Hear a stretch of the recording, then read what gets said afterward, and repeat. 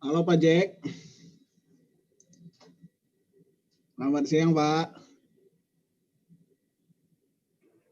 Unmute Pak, unmute Pak, unmute. Sorry, iya. Gimana Pak, sehat Pak? Alhamdulillah ya. Sehat. Ini kita lagi nunggu peserta ya Pak ya.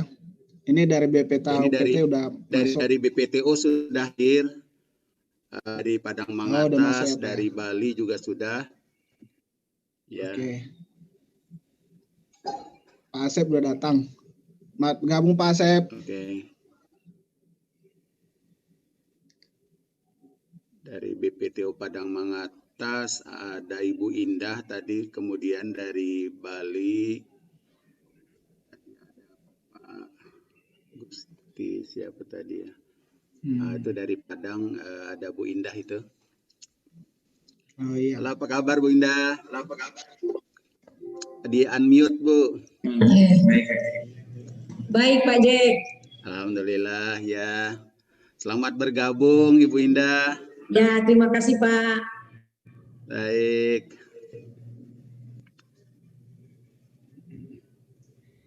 Kita nunggu 5 menit lagi ya Pak ya untuk pesertanya. Okay. Mahasiswanya Pak. 5 menit lagi aku sholat dulu nantinya. Mungkin masih bisa tuh. Kamu duduk aja sini nantinya. Pak Ngurah Raka ya dari Bali ini sudah bergabung. Apa kabar Pak? Mohon Andi unmute. Ya Pak Jack. Mohon maaf, ini cahayanya kayaknya agak kurang Pak, gelap. Backlight Pak, backlight. Backlight ya. Iya, backlight.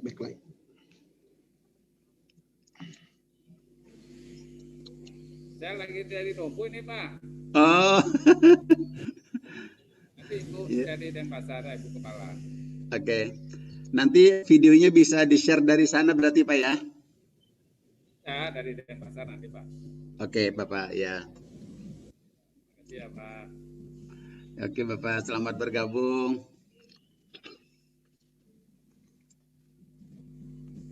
Pak Jack, yang Padang Mangatas kita yang putarin ya Pak ya? Ya betul, kalau yang Padang Mangatas kita yang ini putar. Nanti kalau yang dari BPTO Bali mereka yang akan menampilkan. Baik Pak, baik. Nanti yang dari Padang Mangatas nama beliau nanti yang jadi moderator siapa? Mohon maaf. Pak Edit. Pak Edit ya. Pak Edit ya? Pak Edit ya Mas? Iya Pak Edit Pak. Pak Edit. Nama beliau Dokter Hewan. Catat Mas, tolong. Indah. Sebentar ya. Betul Mas. Ada. Bentar ya Mas. Ini nggak dipakai ya? Dokter Hewan. Indah. Bu Dokter Hewan Indahwati. Sebentar lengkapnya beliau nanti ya, bentar ya. Iya Pak.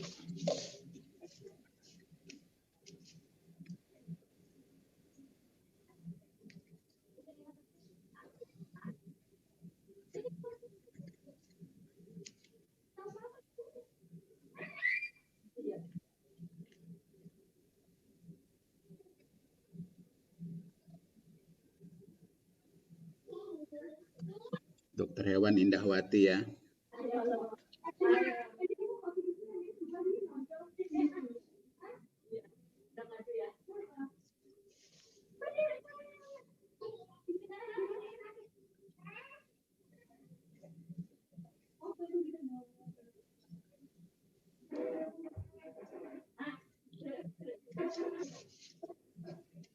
Jam 15.30 loh Mas.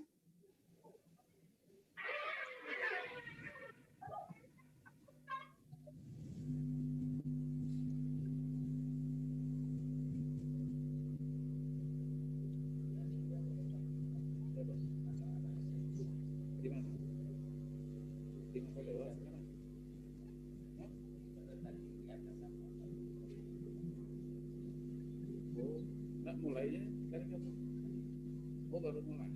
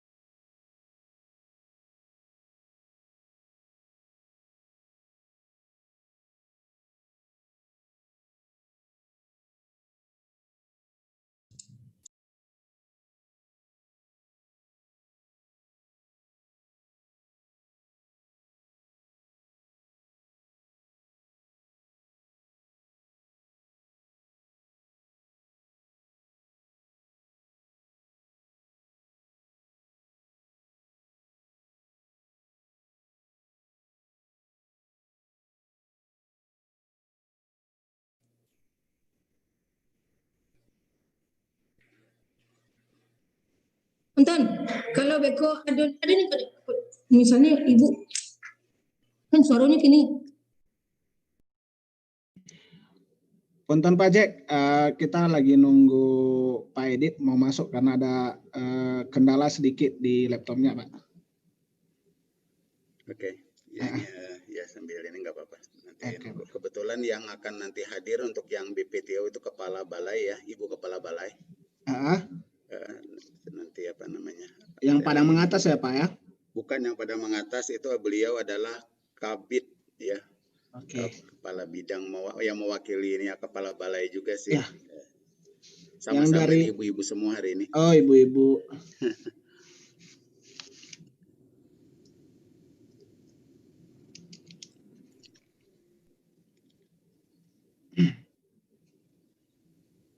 kalau yang di Padang Mengatas tadi Bu Dr. Hewat Indah Wati ya.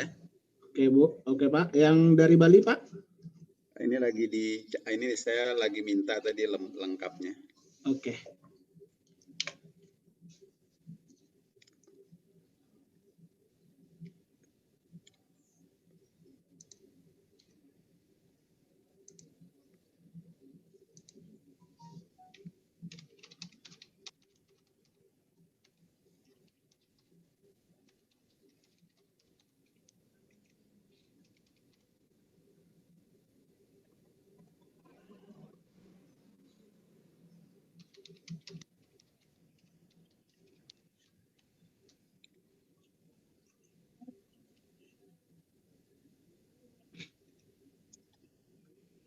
Nama beliau Insinyur Junaida.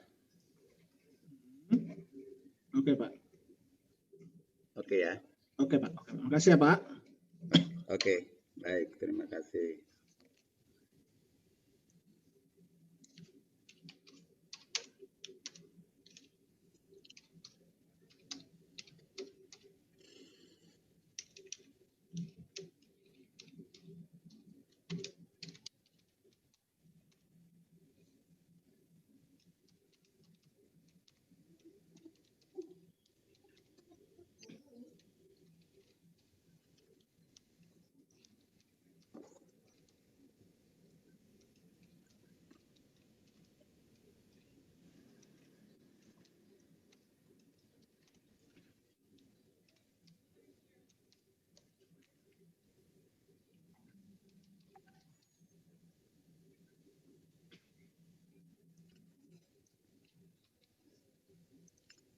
Selamat bergabung Bu Junaida.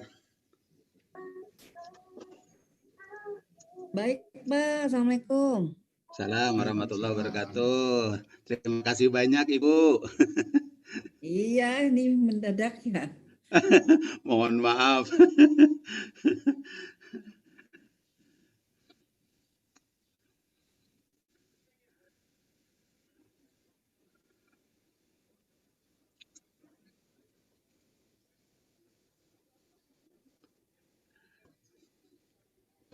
I do apologize, Pak Arman and others. Pardon.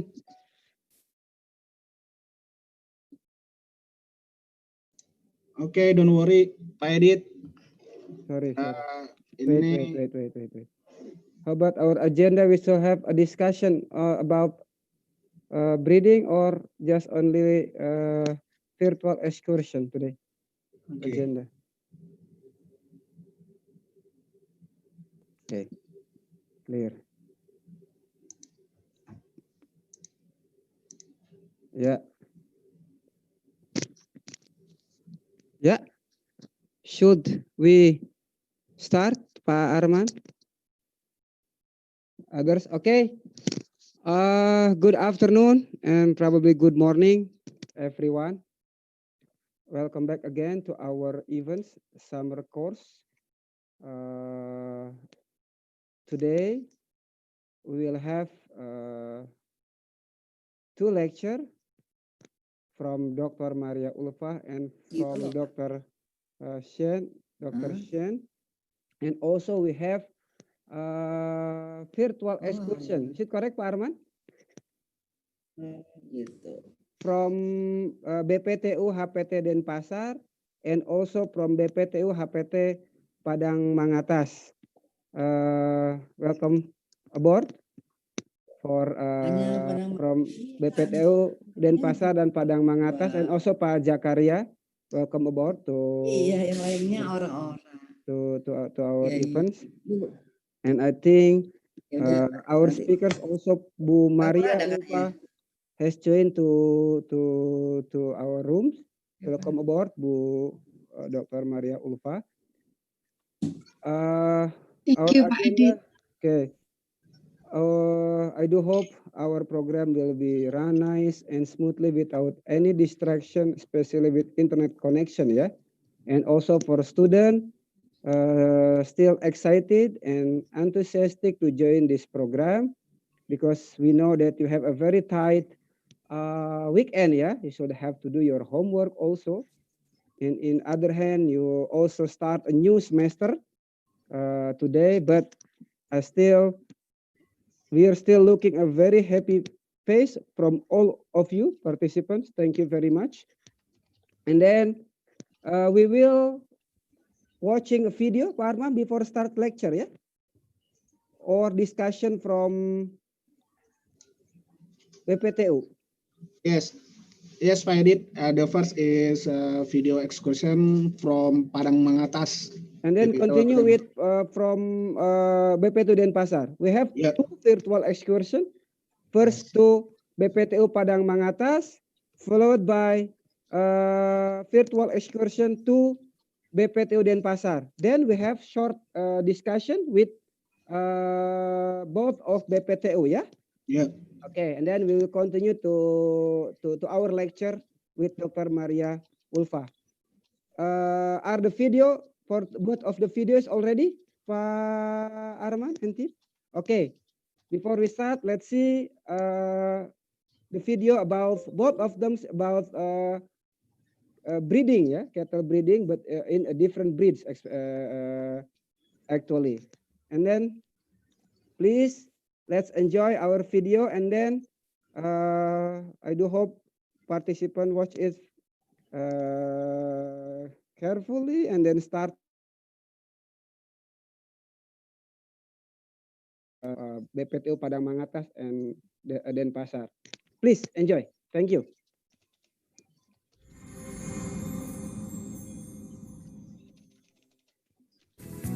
Gapura Bagonjong khas rumah adat tradisional Minangkabau menjadi pintu utama ke kawasan peternakan dan padang gembala seluas 280 hektar.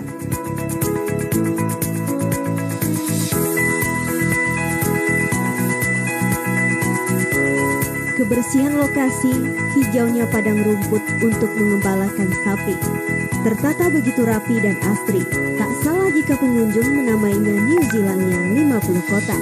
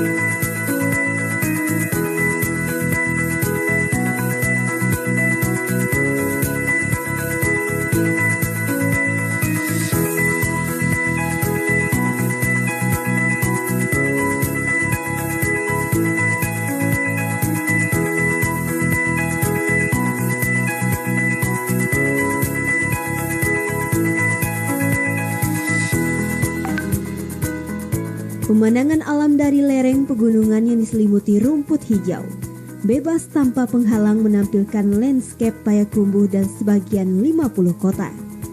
Di ujung pemandangan dibatasi jajaran bukit barisan yang hijau, udaranya pegunungan yang segar dan sehat.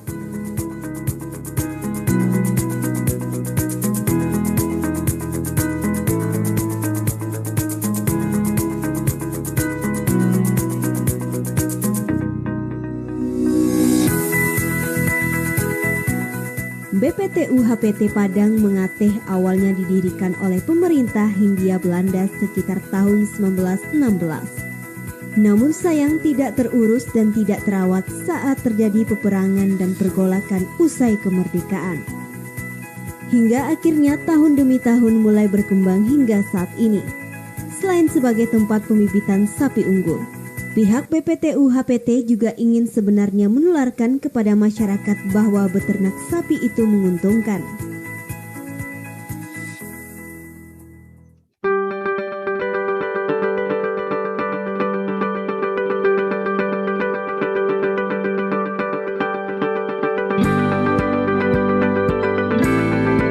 BPTU HPT sendiri didirikan sebagai pusat penghasil sapi bibit unggul nasional, dengan misi meningkatkan populasi, produksi dan produktivitas sapi potong.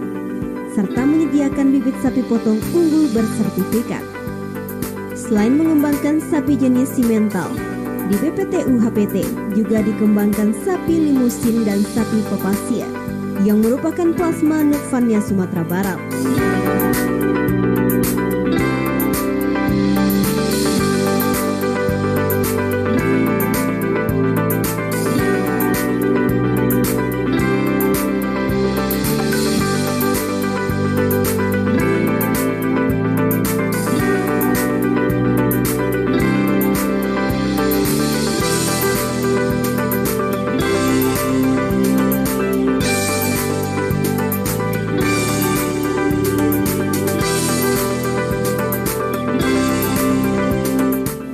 Kepada para pegawai dan pekerja diharapkan untuk terus menerapkan budaya kerja keras dan pengabdian yang ikhlas. Lokasi kandang bagi sekitar 1.250 ekor sapi sangat bersih dan rapi. Sapi-sapi yang berada di kawasan berpagar kawat duri berkeliaran bebas. Hanya rumput hijau yang terlihat.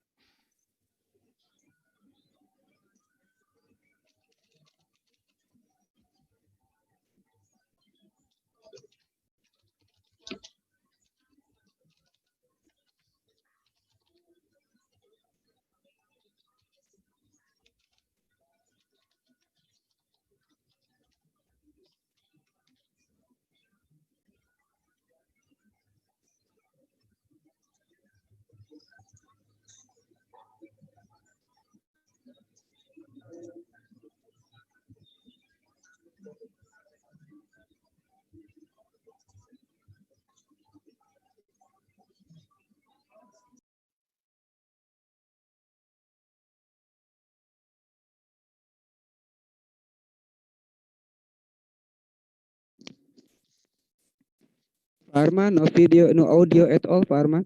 Something trouble with the audio?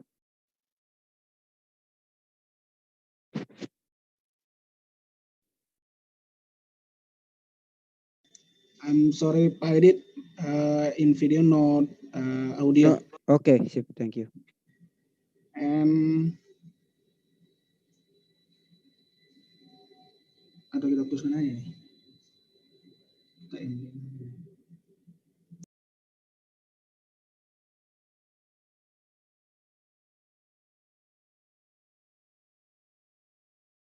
I'm sorry, Pak Edit. I think in show ya, and show video.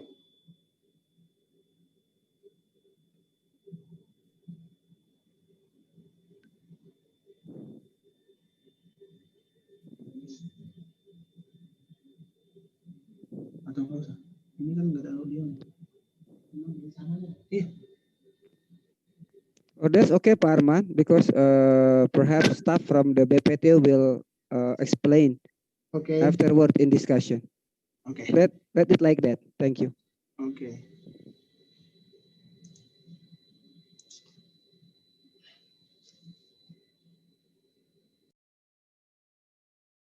Oops. Is it trouble with the video, Pak Arman? It stop.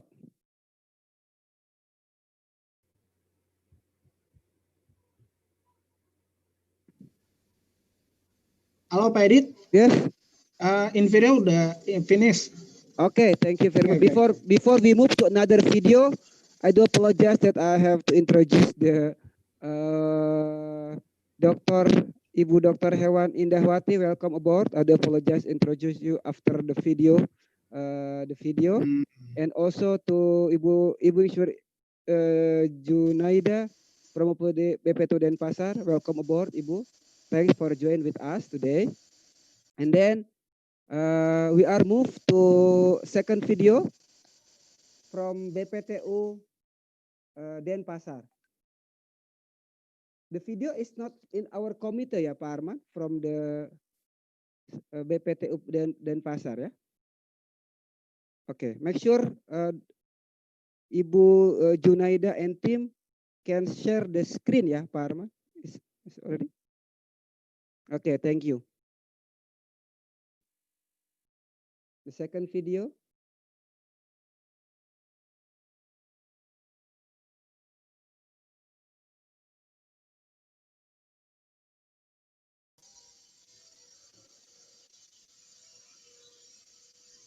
Mohon.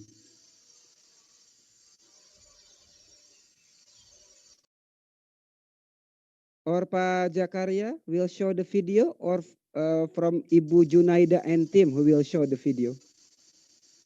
Yeah,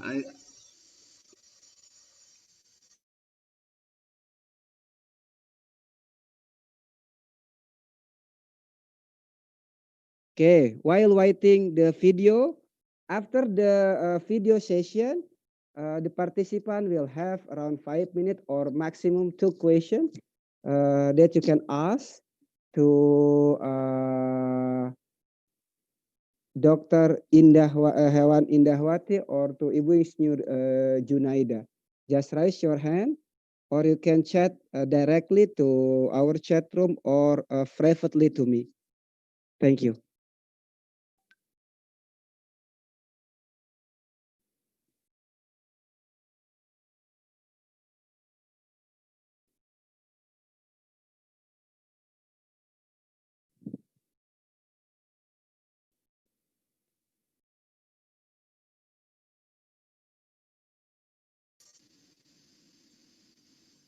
Please, Pak Edit, I think you can translate maybe Indonesian language, maybe. No problem. No problem, okay. Pak Jack yang akan share video kah? bukan ini kita masih nunggu dari BPTO hari apa BPTO Denpasarnya lagi dikontak ini masih belum bisa. Oke. Baik Pak Jack, terima kasih.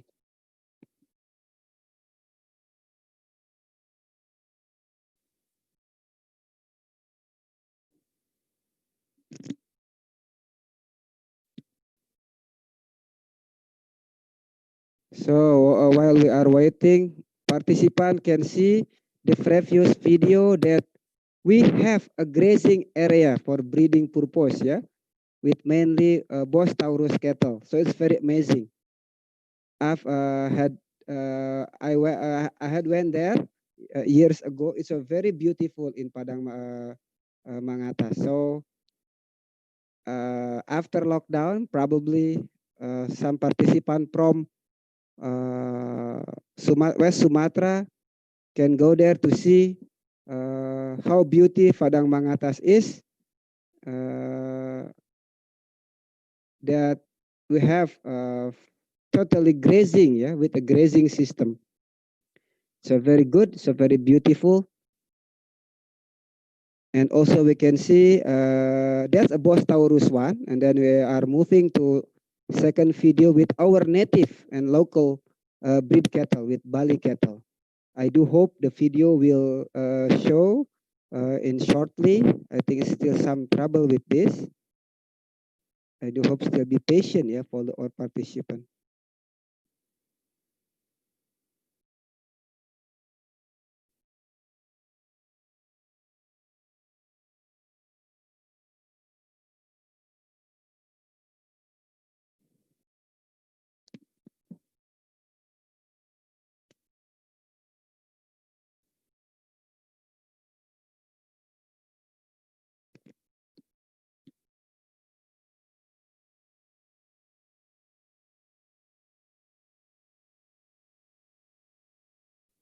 Halo Pak.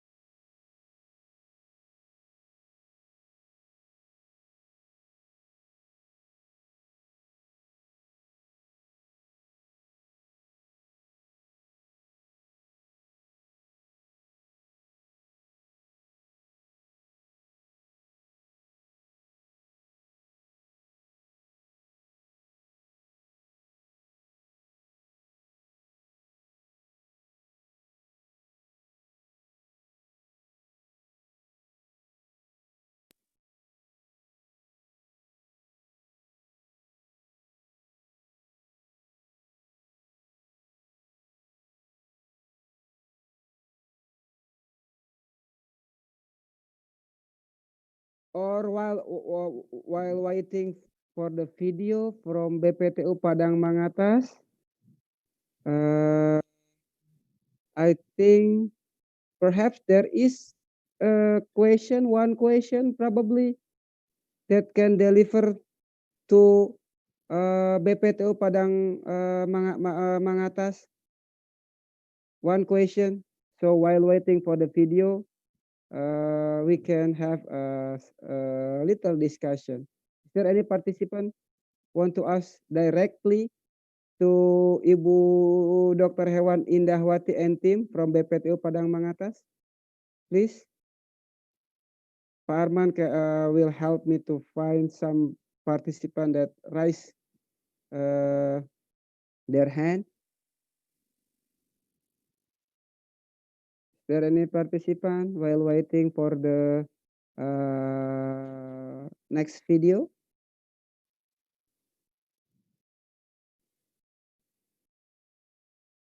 Okay. We can watch the video so we can collect all the questions. Super. Tahan kondisi.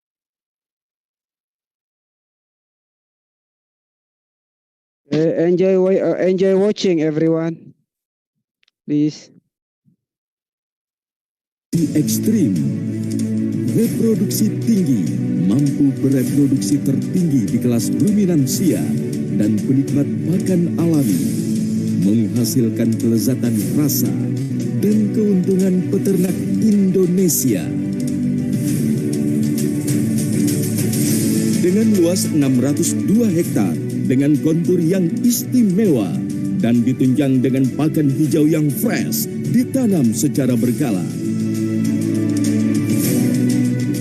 Dari sinilah bibit terbaik disempurnakan dan dikembangbiakan di BPTU HPT Denpasar.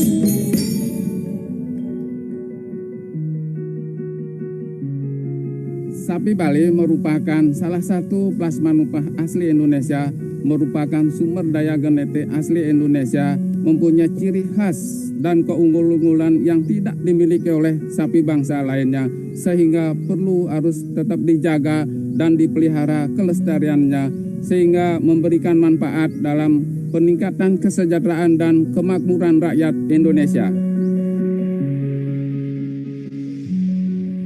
BPTU HPT Denpasar adalah unit pelaksana teknis yang bertugas mengembangkan, memuliakan,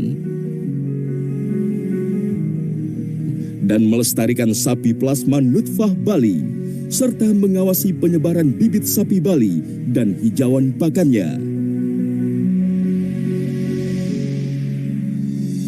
Untuk menghasilkan bibit sapi Bali dan pakan hijauan yang unggul dan berdaya saing global, BPTU HPT Denpasar didukung oleh sumber daya alam yang berlimpah dan sumber daya manusia yang kompetitif yang selalu diaudit oleh perkembangan kebijakan mutu terkini.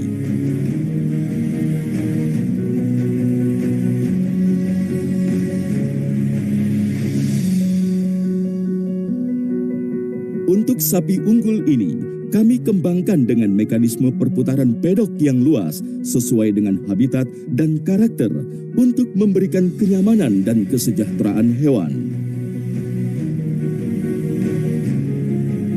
Pemeliharaan kesehatan dan kontrol reproduksi yang ketat dan teratur memudahkan seleksi bibit terbaik dan mengembangkan turunan sapi Bali yang kompetitif. Yang diawasi oleh para ahli yang kompeten dan perawat ternak yang terampil.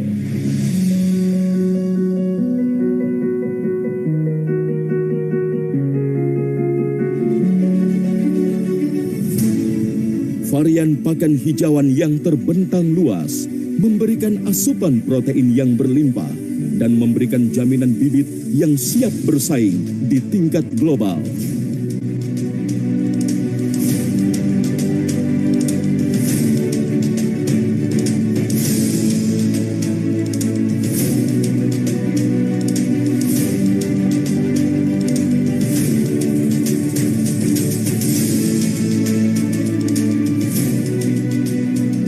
Perawatan dan pengolahan pakan hijauan ini menjadikan lumbung pakan hijauan yang tersimpan rapi,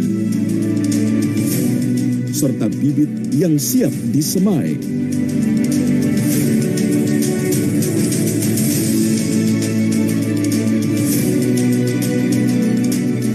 Dalam penyebaran bibit ini, kami sertakan pembinaan berkala dan pelayanan istimewa dalam penjualan yang langsung menyentuh harapan peternak.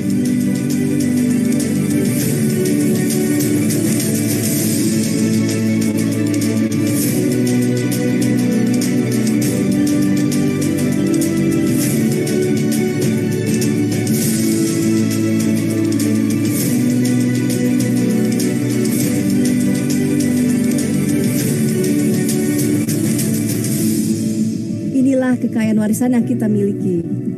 Nikmati kehebatannya, raih keuntungannya.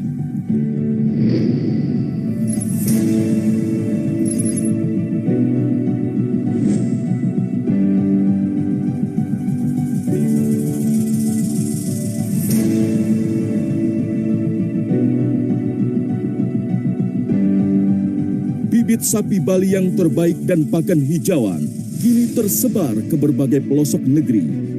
Dari gunung hingga pesisir pantai yang menjadikan ujung tombak peternakan rakyat dan peternakan modern yang menjadikan biang keuntungan bersama.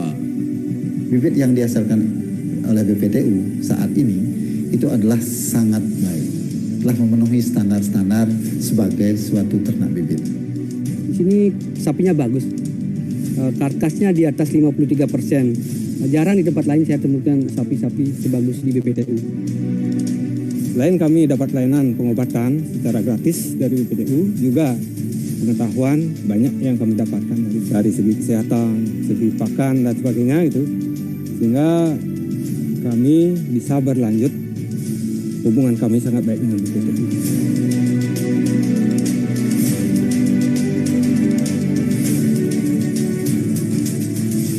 Dalam merasakan manfaat ganda, kemudahan beternak, dan kelebihan reproduksi yang siap menghantarkan Indonesia menjadi lumbung pangan dunia.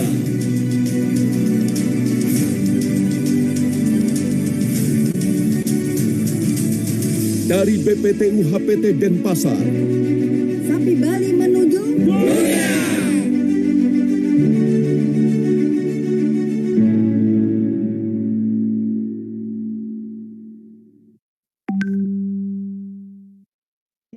Thank you very much, Ibu Junaida and team for very nice and interesting video, and of course for the video from BPTU Padang Mangatas also so very nice and beautiful. And then we have two questions. Actually, there's already one question from Ariko. Ariko, you can ask directly, Ariko, please. Ariko. Or I can read your question to the staff from BPTU or Padang Mangatas and Denpasar. Ariko.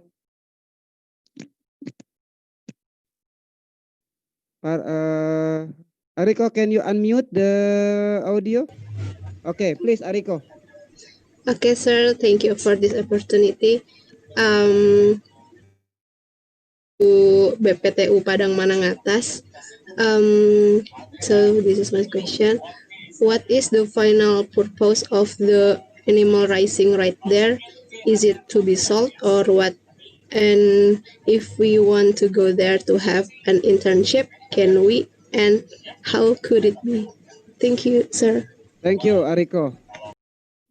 Please, from BPTU Padang Mangatas, there is a question from Ariko asking about the final purpose of animal raising or keeping in BPTU Padang Mangatas. Is it for is it to be sold or only for for breeding purpose? And the second one, how we can do an internship or magang in Padang Mangatas. It should be say Padang Mangate, not Padang Mangatas. Perhaps from BPTU Padang Mangatas can explain. Thank you. Please, Ibu Indahwati. Thank you for question. Saya menjawab dalam bahasa Indonesia. Please translate. Ya, saya jawab pertanyaan kedua. Untuk magang, silahkan memasukkan surat ke BPTU HPT Padang Mangatas.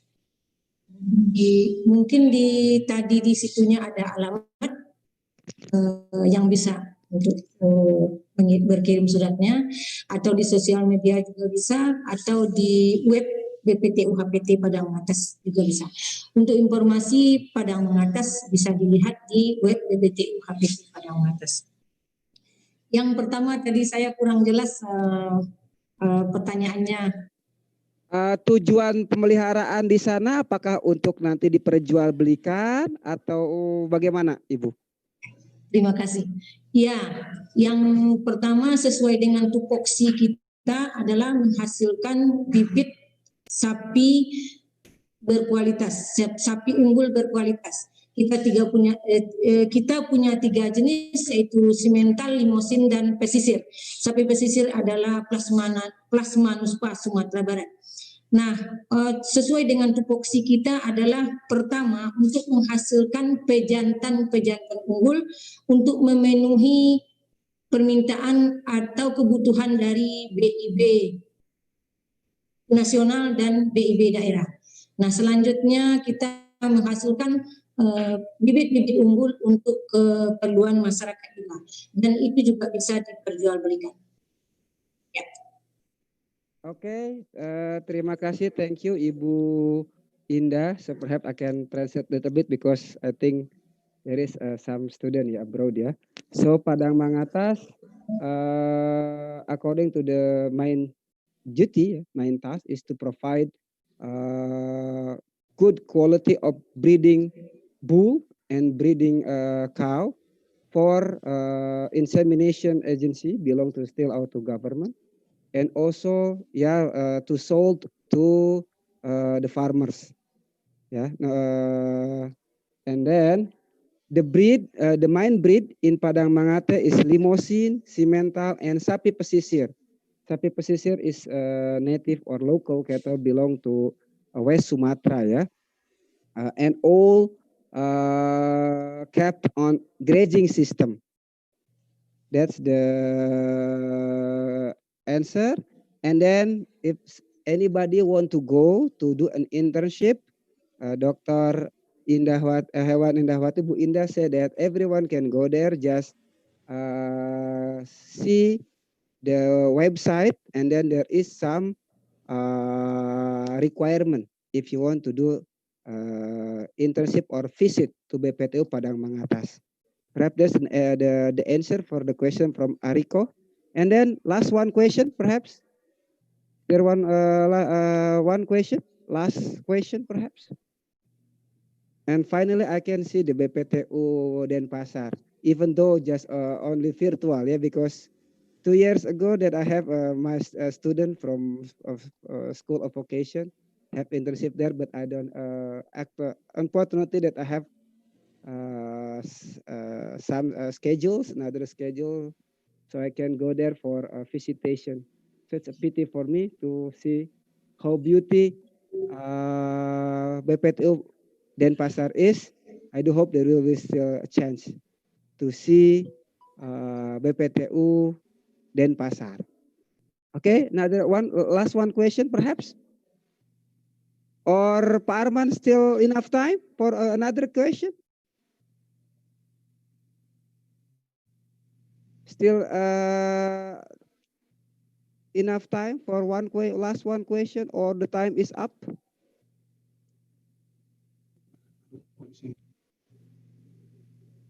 Last one question, sir.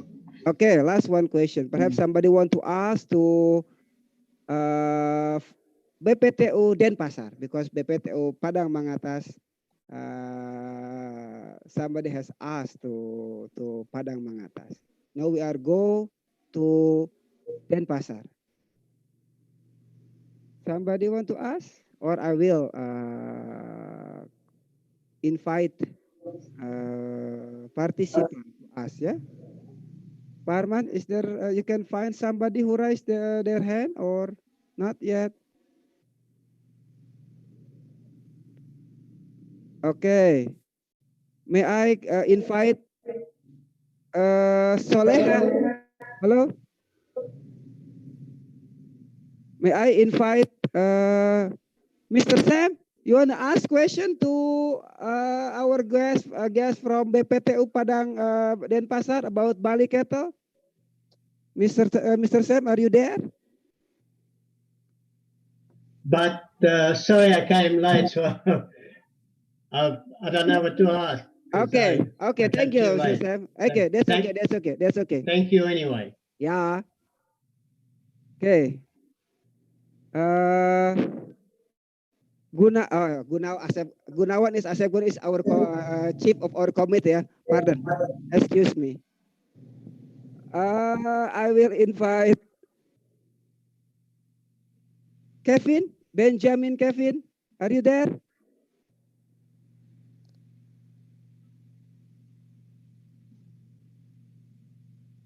Yes, sir. Please, if you get No, us directly I to. don't have any question right now, sir. Sorry. Okay. I will invite again. Soleha Rozaina, are you there? Have any question?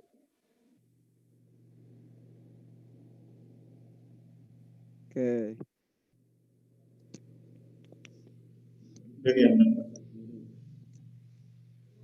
Karena penjelasannya tadi kurang itu. Okay. Baik besok itu. Or Darmawan Laksono, you want to ask about our native cattle, Bali cattle in BPTU Padang, BPTU Denpasar. Darmawan Laksono Sony, you want to ask? Do you want to ask something? A question?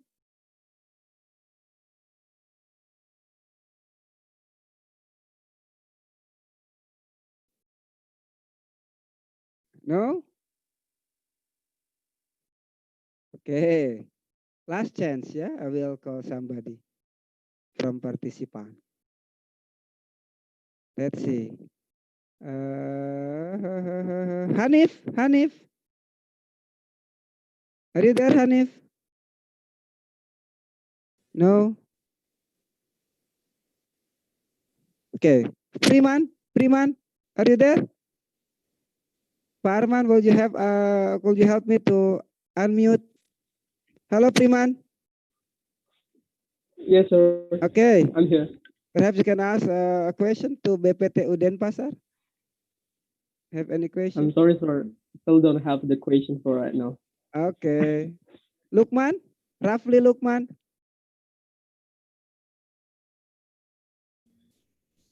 Yes, sir. Is there any question? I'm sorry, I don't have any question. Okay, that's okay. If there is any question, because the time is up. So, again, thank you very much to Pak Zakpul, Pak Jakaria, to organize for watching such a lovely video from BPTU Padang Mangatas and BPTU Denpasar, and also to Dr. Hewan Indahwati and team from BPTU Padang Mangatas, and Ibu Insinyur Junaida and team from BPTU HPT. I'm sorry. Yes? I'm sorry, maybe better to come to Bali. Okay. Such a very nice invitation, Bu Junaida. We do hope we will have a chance to go there. Okay. Thank you so much. And I think there's also possibility for students to go internship to Bali. Yeah. Okay. Okay. Again, thank you very much to our guests from BPTU Padang Matas and Denpasar. We do hope that we can meet again in another event, another programs. And then we will move to our lecture that will be presented by Dr. Maria Ulfa. Ibu Maria, are you ready? You there? Okay. Before we start to the lecture, I will share the screen. I will read short CV of Dr. Maria Ulfa, and I think we already know, Dr. Maria Ulfa, not just only she's our staff in department, and also she's an entrepreneur, real entrepreneurs, because in the first day of the program, we already have a virtual excursion to her gallery. Okay, allow me to share her Dr. Maria short CV.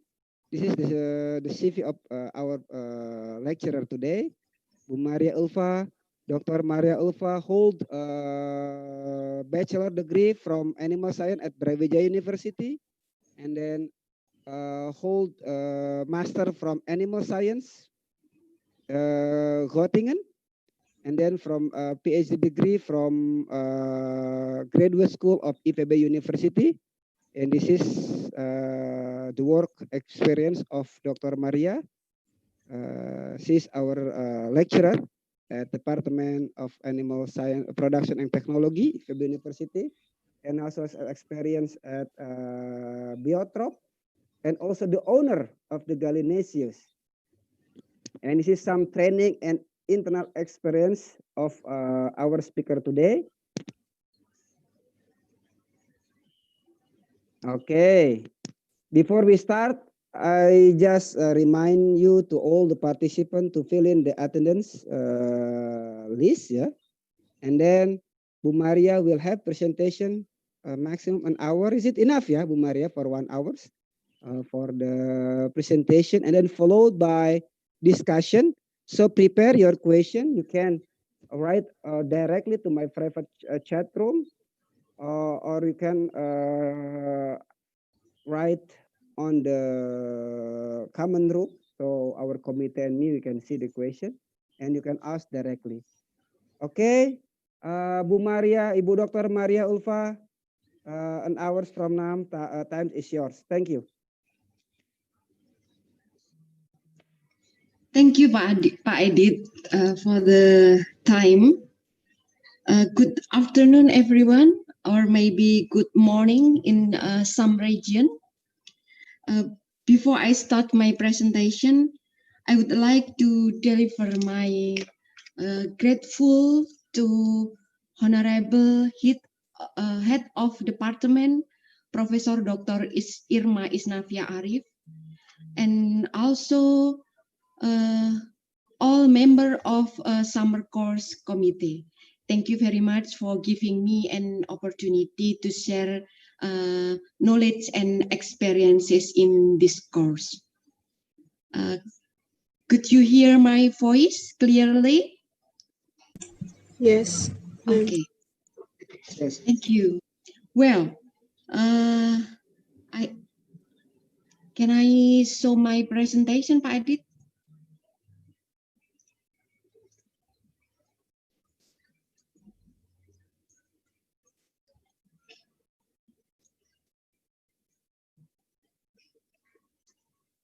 Well, for introduction, I would like first to introduce the chicken picture in my slide.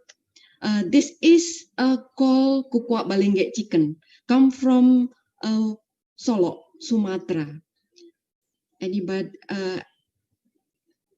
Anybody come from Sumatra or Solo?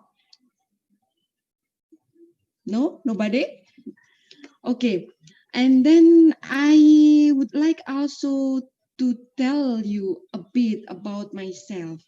I'm working at the Division of Poultry Production and Technology, Department of Animal Production and Technology, Faculty of Animal Science, IPB University.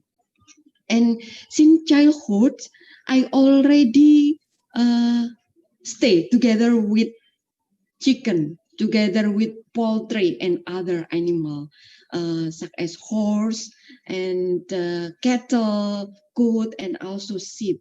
Why?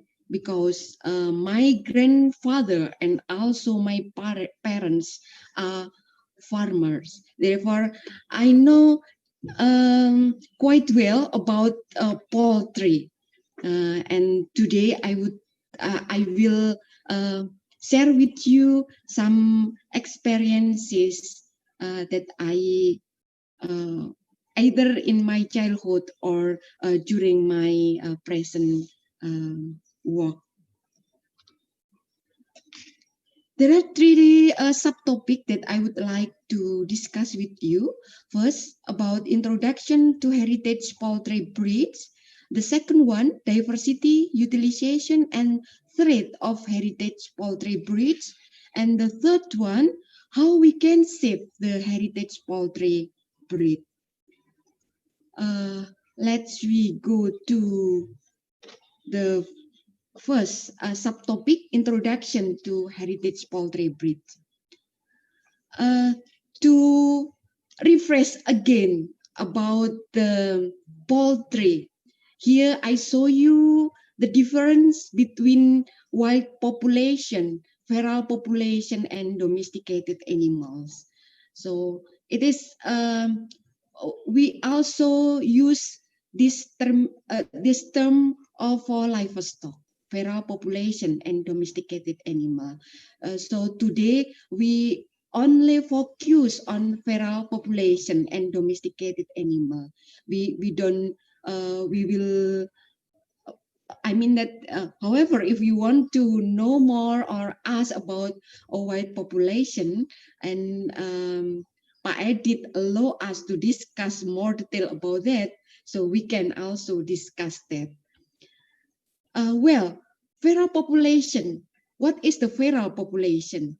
Determination based on the FAO. Feral population is animals or their ancestor were formerly domesticated, but they are now living independently of human. So first domesticated, and then they released to their habitat and stay there. For domesticated animal was breeding and husbandry are controlled by the human communities to obtain benefit or services from them. So all requirement of animal are fulfilled by the human, and so we can spare it with the wildlife population.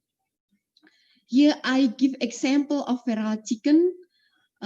In this picture, a feral rooster in the island of Kauai, Hawaii, USA. Is there anybody come from USA? No one? Okay. So people still stay together with this feral chicken. However, this feral chicken are also found in natural habitat. Now we continue with the definition of breed. What is a breed? A breed is homogeneous group for which geographically separation from phenotypically similar group that has a specific character different from other group. And here I give example from previous publication. We know that there are 32 Indonesian chicken breeds. That is correct? No. Actually more than 32. However, still need to study and also to explore. For example, in the east part of Indonesia, there are many type of chicken breed. However, they are no name. Only chicken, only local chicken, only native chicken, something like that. Therefore, for the future, we have to explore more about our Indonesian chicken. So here you can see. Moment, please. Here we can see many phenotypic differences between those chicken. For example, this neck chicken come from east part of Kalimantan. So before egg maturity, the chicken do not have feather. However, after egg maturity, the chicken will have feather cover in all their body. And then also pelung chicken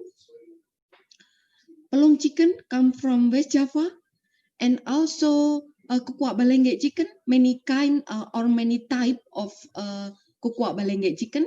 For example, this one, and also this one. are grouped as Kukua Balenge breeds. In Indonesia, there are at least 12 standardized Indonesian chicken breed approved by our government. IPB also have one, and in the future maybe more than one. We do hope like this. So this chicken can be utilized for growing, for egg, for meat, and for dual purposes, as meat and also for egg purposes. You can see here number 5 until number 12. These chicken are resulted from a selection program, a very strong selection. Therefore, they can be utilized particularly for eggs or for meat. However, for the Kukua Balenge, Gaga chicken, Gaok chicken, and Pelung chicken, they're not fully selected as the growing chicken. Therefore, their diversity is still high compared to other chicken.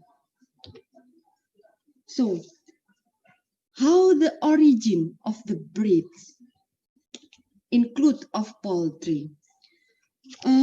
Historically, recent livestock breeds are resulted from domestication process. We can see here history. There is a domestication process.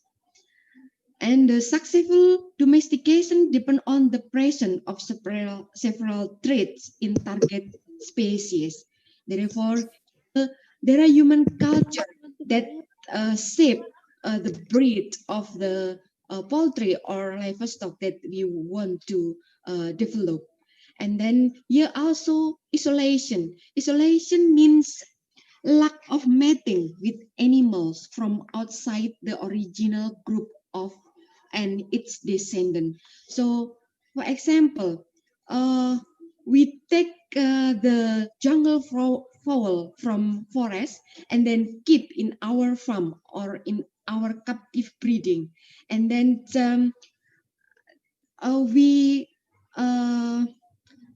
there is a lack of mating with animal from outside. That's mean isolation, and is also human need. What kind of breed that we want to produce? What type? For meat, or whatever that we want to shape the breed. And then also natural environment. So every breed generally adapted to the local environment. And if you move this breed to others environments, the breed will need hundreds years. I mean that not 100 years, several years to adapt with the new environment. Therefore, all will shape the breed.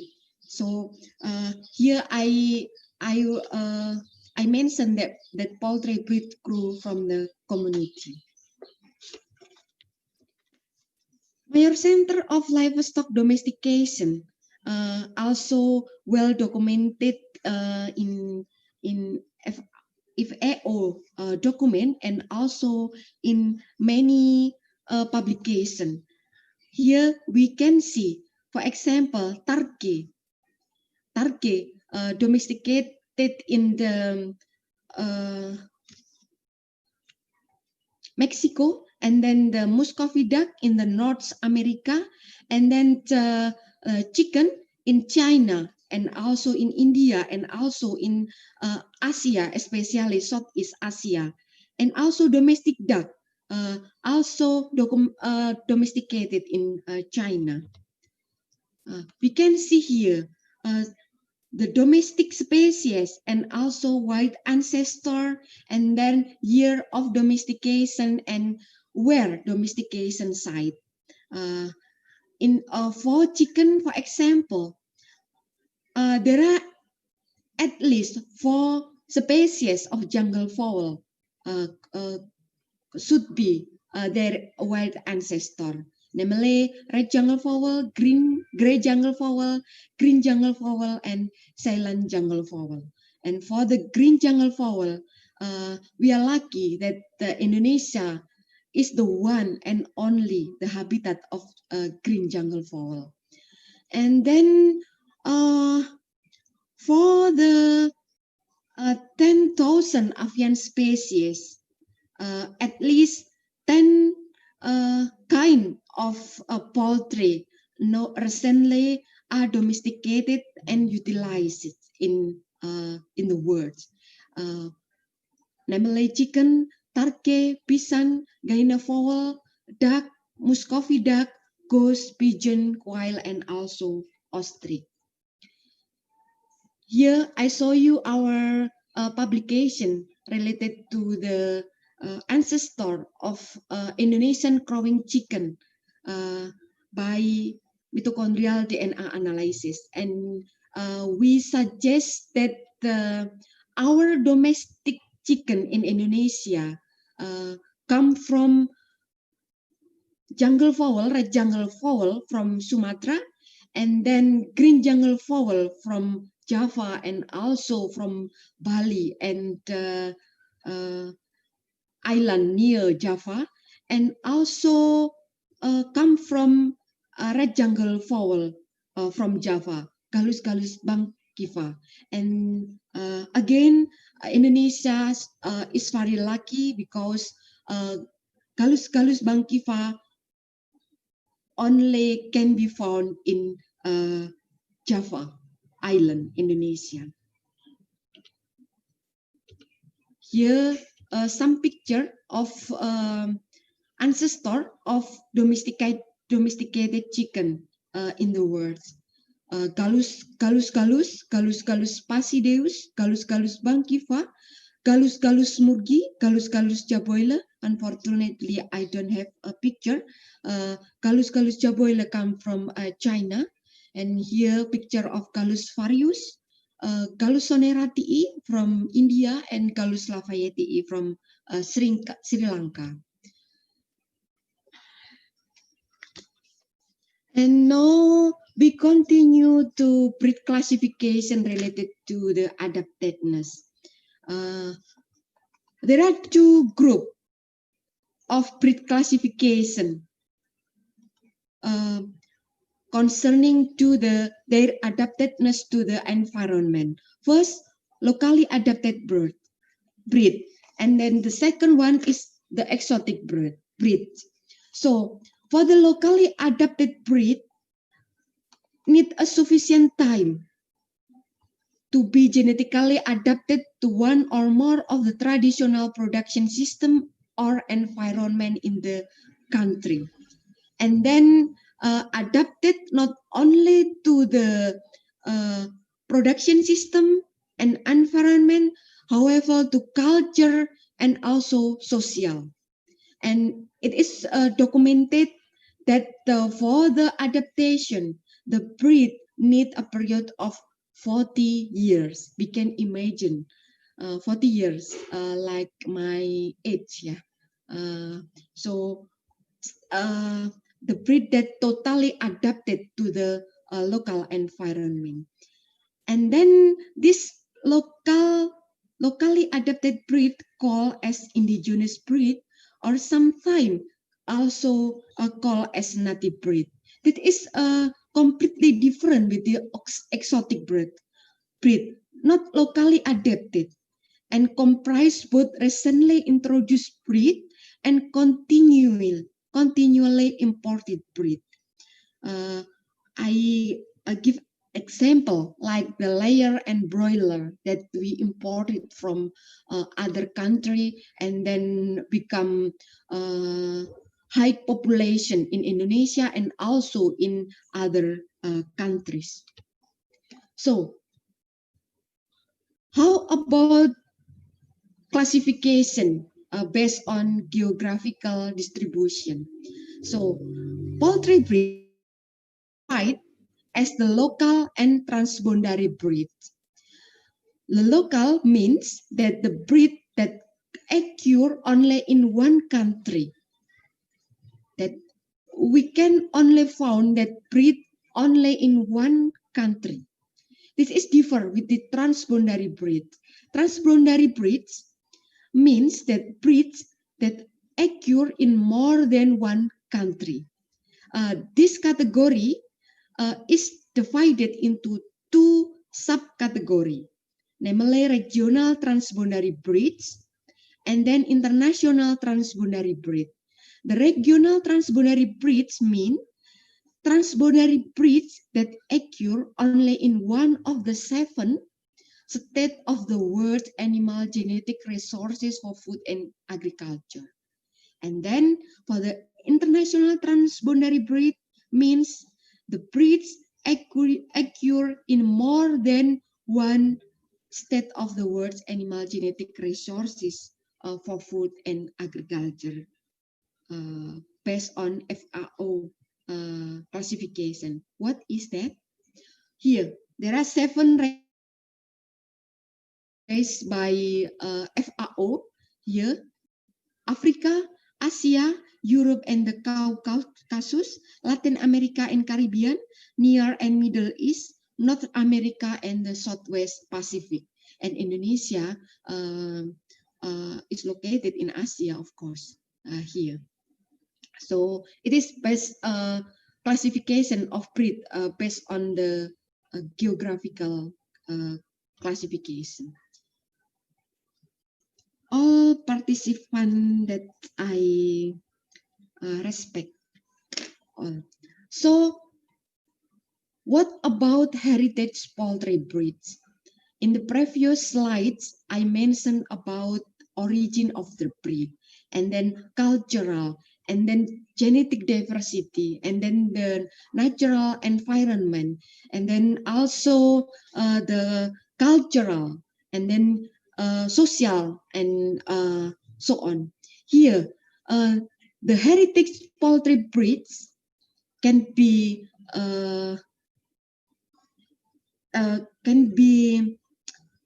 breed that have high genetic diversity, adapted to a specific local environment, unique type of farming and purposes, careful selection by farmer over hundreds of animal generation, 100 over 100, not only for 100 years, not only 6 generation, however, over 100 of animal generation. And then traditional wisdom, related to the traditional wisdom. So this breed rich of history related to the local culture and belief. And the last one is landrace. Landrace means that this breed has been developed by traditional system. So there are 6 definitions of heritage poultry breeds. The breed that do not have this definition, so we cannot categorize as the heritage poultry breeds. Can you hear my voice? Oh, clearly, Bu Maria. Clearly, okay. So I can continue. How many time left, Pak Adit? Still 39 minutes, 40 minutes, Bu Maria. Okay. So farming system related to the heritage poultry breed. In general, there are 5 farming systems. First, modern industrial, and then forage-based with the extensive range. There is forage that use in extensive range. And then third one, forage-based with a high level of management. The fourth, traditional with concentrate feeding. Concentrate feeding means that the feed mainly consists of corn or other kind of corn, sorghum and so on. And then the last is feral farming system. And which one that's suitable for the heritage poultry breed? 2, 3, 4, and 5. And for one, it's not completely modern, however modified. I will give example later on about this, because for modern industrial suitable for heritage poultry system must include the cultural, the bonding between farmer or owner to the poultry. And for example, if we see layer and broiler, there is no bonding between owner and the layer or broiler. The owner produce chicken for a certain period of time, and then cull them, and then sell them as the meat or egg production. That's all. No bonding between owner and the chicken. How about the feature of genetic uniformity between the heritage poultry breed and the industrial breeds? So if we compare the genetic uniformity of the heritage poultry breed is lower compared to the industrial one. So for the standardized breed, for example, result of the breeding selection that I mentioned in my previous slide, this is in the middle of genetic uniformity. So need several years to get, I mean, to go back to the heritage breeds. For example, if you want the pure genetic, for example. Here I give you example. Because of human need for certain trait, therefore industrialist local chicken are developing in Indonesia. So there is shifting from high diversity to low diversity. For example, for color of feather, for example, many kind of color of feather. And then by selection for several generations, the farmer or the breeder can produce only single color of the chicken breed, for example. And therefore, this chicken has a low diversity compared to the heritage poultry breeds. So we come to the second subtopic, diversity, utilization, and trait of the heritage poultry breeds. If we see the global trend of poultry breed, here I show you the data from FAO. You can see here that the Europe and Caucasus dominated the global poultry population compared to the other regions, and especially in Asia, the second largest poultry population in the world compared to other regions. And in Indonesia, here I show you the population of the native chicken or local chicken, and this is in millions. And then here layer, commercial line, and broiler, also commercial breed, and also duck and Muscovy duck. Not so much for Muscovy duck. However, the development of the population is quite satisfied because of development of the restaurant, Chinese restaurant that sell the duck meat or Muscovy duck meat in Indonesia. And also here, I show you also the population of quail and pigeon. There is also progress, very good progress of the pigeon population in Indonesia. I will show you later.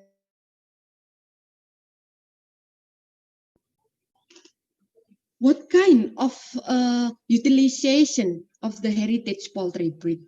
At least there are 5 utilization of the breed.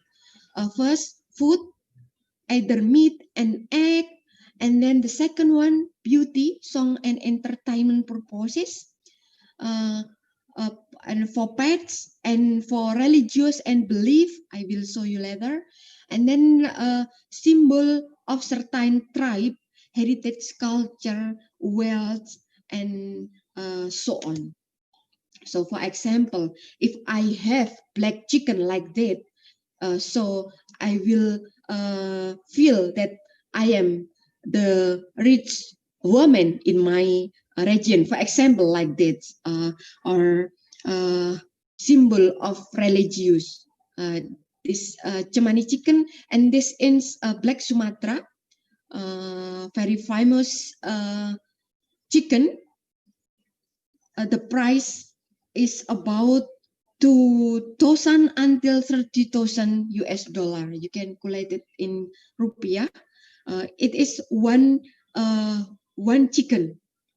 So it is very expensive, I think. And also for beauty and ornamental contest, I give example Serama chicken, originally come from Malaysia. Hello, maybe Bu Masito here or other participant from Malaysia, very proud to have Serama, very famous in the world. And also I give example duck for entertainment purposes. Free fly duck in West Sumatra. It is created in 1928. By duck farmer at West Sumatra, and now become popular as tourism. And then for contest or competition, there are 3 destinations: 800, and then 1,000 and 200, and also 2,000 meter. This is distance for the duck area, duck contest area for flying.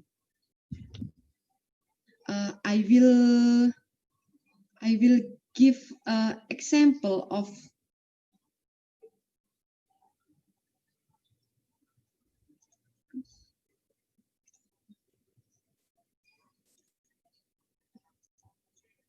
Can you see my video? Yes, clearly, but without audio. Yes, because in Indonesia. Okay, that's great. But the video is okay.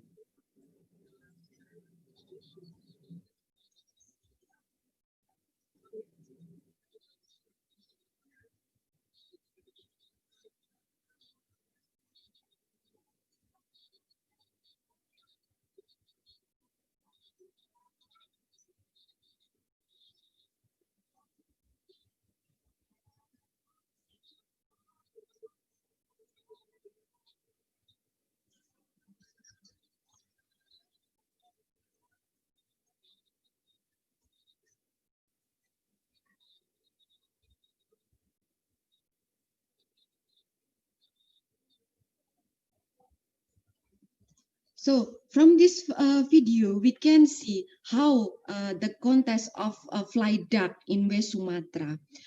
Please don't think about animal welfare.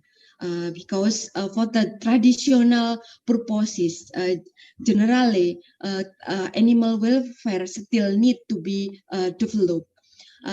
From this video, explain about the age of the duck used for contest. This is not excess than 2 years, and then and there is bonding between the owner and the duck. Therefore, the owner can train the duck to fly, and usually the duck will recognize the voice of the owner. Okay, this is racing duck with distance of 20 meter. We can see in Central Java province. Okay, and this racing duck formally developed to thank to God after harvesting of agriculture product, mainly rice. Therefore, this utilization of the duck also preserve of heritage culture like this. So there is a bonding between heritage culture and then belief, religion, duck breeds. Okay, I will show you also the sample of video. Please forgive me. This is in Indonesian language.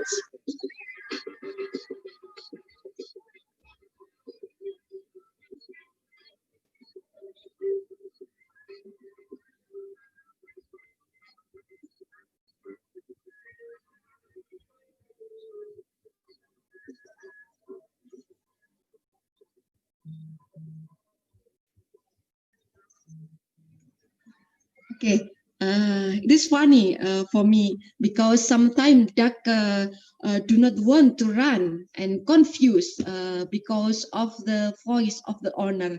The duck want to come back to the owner and do not want to go straight to the finish.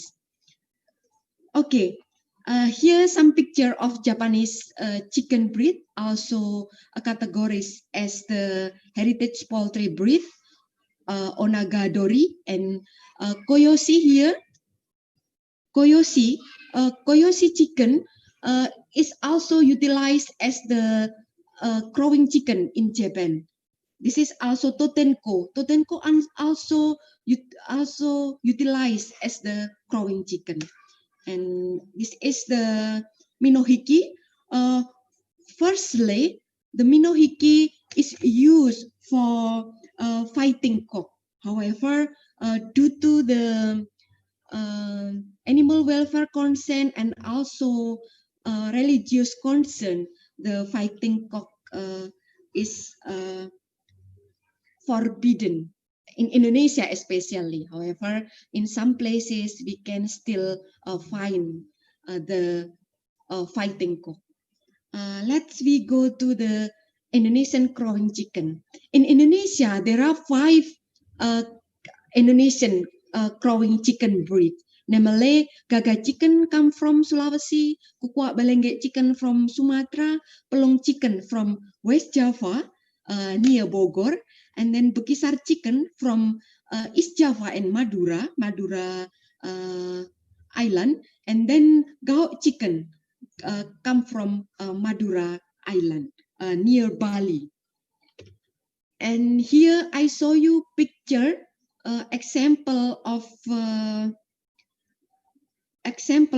the contest of Bekisar chicken. So the chicken should be placed in this cage because of this chicken still has the white character of the green jungle fowl. Bekisar chicken is produced by crossing between male green jungle fowl and female kampung chicken in Indonesia. No picture. Okay, plung chicken. Okay.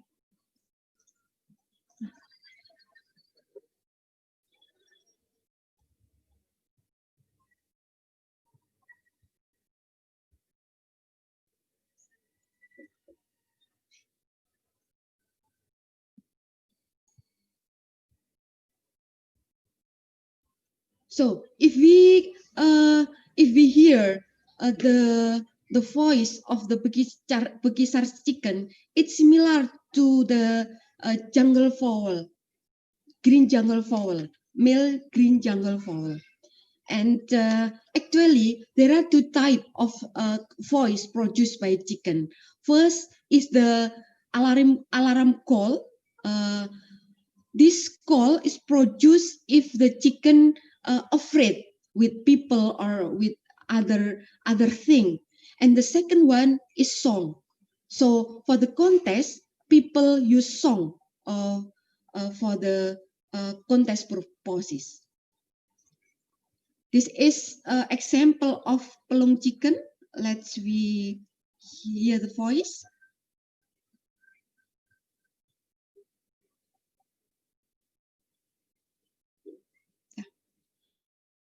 Yeah. The character of song of pelung chicken is very powerful and very deep. You can compare with the ketawa or gaga chicken come from Sulawesi.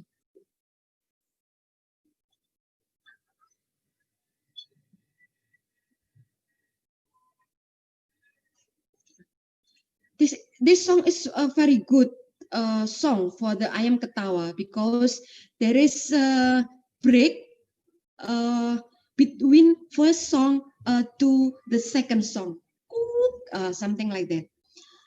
And then finally, Indonesian racing pigeon. There are many type or many kind of racing pigeon in Indonesia, and the contest is established in 1970 and originally come from East Java. And in North America, for example, in North America also established the racing pigeon in that year. So nearly similar with the racing pigeon in North America. So the price could be 1 million Indonesian dollar. Here, this pigeon called Jayabaya. So the price in US dollar 6,700 US dollar. It's very expensive. Why? Because the breeder keep the blood of the ancestor and with the very high quality for speed and also for the eye to see the contest area. This is an example of the distance racer. There are two types of pigeon racer in Indonesia and in the world. First is the speed racer or sprint, and the second one is the distance racer, more than 1,500 meter. So the arena like this. So the pigeon will fly from distance of 1,500 meter and then come back to the area. The male one and the female will stay in the area together with the owner. So when the male pigeon see the female pigeon, the the male pigeon will come to the contest area. The speed and how the departure style of the pigeon will impact on the judgment. Okay, I will. You can see here in this picture from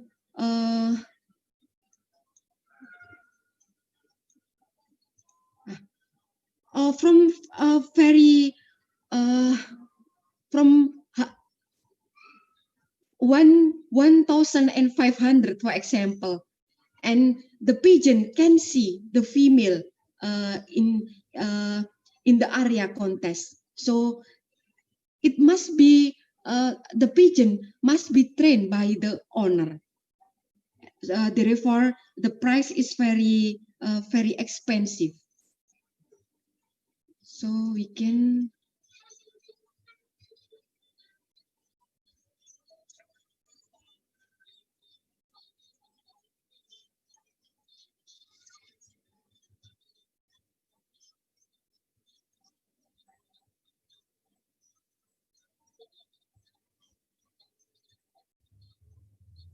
Bu Maria, is it without audio?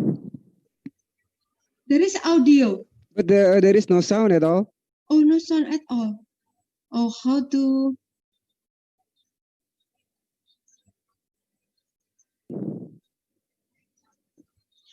Some some participant.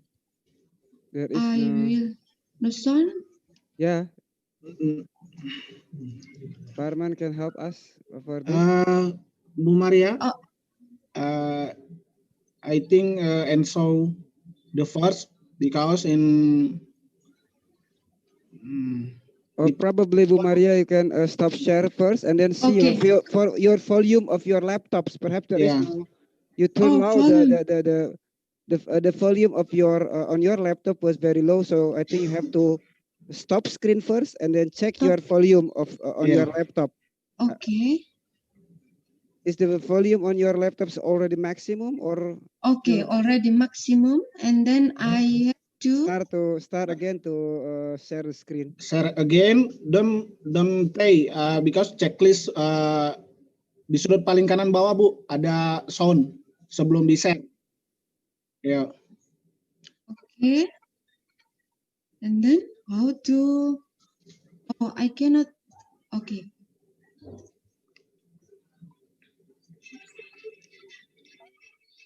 Could you hear? I did. Yes. Your voice. Could you hear? I can clearly hear your voice, but okay. So I think we don't need to continue the video. We just continue my presentation. So recently, Bu Maria, pardon. Could you also keep share the presentation because it's not yet. Not yet. Yes. Pardon. Okay. Please share again the presentation. Sorry, I interfere you during your presentation. Okay, great. Thank you, Bu Maria. You're welcome. Yep, that's very clear. Clear? Yes. Okay. Could you hear? I did. The sound from the video we still cannot hear. Okay, so we continue this my slide. Okay. Already finished? Already time is up or? Still 15 minutes, Bu Maria. 15 minutes. Okay. Yes. Maximum 15 minutes. I will continue about the status of the avian breed. The heritage poultry breed recently in the big problem because most of them in critically endangered. In chicken, duck, geese, and nearly most of the avian breeds. Therefore, we need to conserve them. How to conserve them? First, we have to to know the population. First, we have to know the population. So based off the number of the breed or number of animal, we can categorize as extinct or critical maintenance, endanger maintenance, or at risk. Here you can also read in FAO 2007. If you need this publication, I will give to you. Maybe maybe you can ask Pak Aidit, and then the Pak Aidit will inform me if you need. So, what the meaning of maintain? Maintain is if there is a conservation program, active conservation program for those breeds in a certain country, for example. So by this conservation program, we can see the progress of the breeding and then the number of population, etc. Here I show you the breed risk status. For example, in critical, fewer than 200 annual registration and estimate global population fewer than 2,000 animal. For example, like that. However, not all country has this status of the breed, include of Indonesia. Hopefully, I do hope, or maybe we hope a lot that in the future, our government can more concentrate and this a program to have census of the poultry, not only for the commercial base, but also for the heritage breeds. I think we in other ASEAN countries, the data of the population still in progress, I think. However, for developed country, for example, in America, there is a very good example that they have annual report of the heritage breeds, and also in Europe and also in Japan. And why heritage breeds are disappearing? There are many factors causing loss of heritage breed, namely changing demand from traditional to commercial base, from natural to industrialist, and then low number of the population, low productivity, and then there are many crossbreeding happen in poultry breeds, not only in Indonesia, however, in the world. It is the one of the main problem. Government regulation, political situation, natural disaster, and also development of building and city also driving to the extinction of the heritage breeds. There are 4 categories of extinction. First, species, and then breed, and then the gene, and the last one, extinction for forever. Means that genetic engineering and advanced DNA technology cannot replace the genetic material lost through extinction. So without rest of DNA or genetic material, so disappear in one country or in the world. So if we compare between the industrial breed and then the local selected breed and then native and native endangered breed, we can see here our publication that our data about Indonesian chicken, that the native endangered breed has the higher genetic diversity compared the industrial breeds. What the importance of the genetic variation?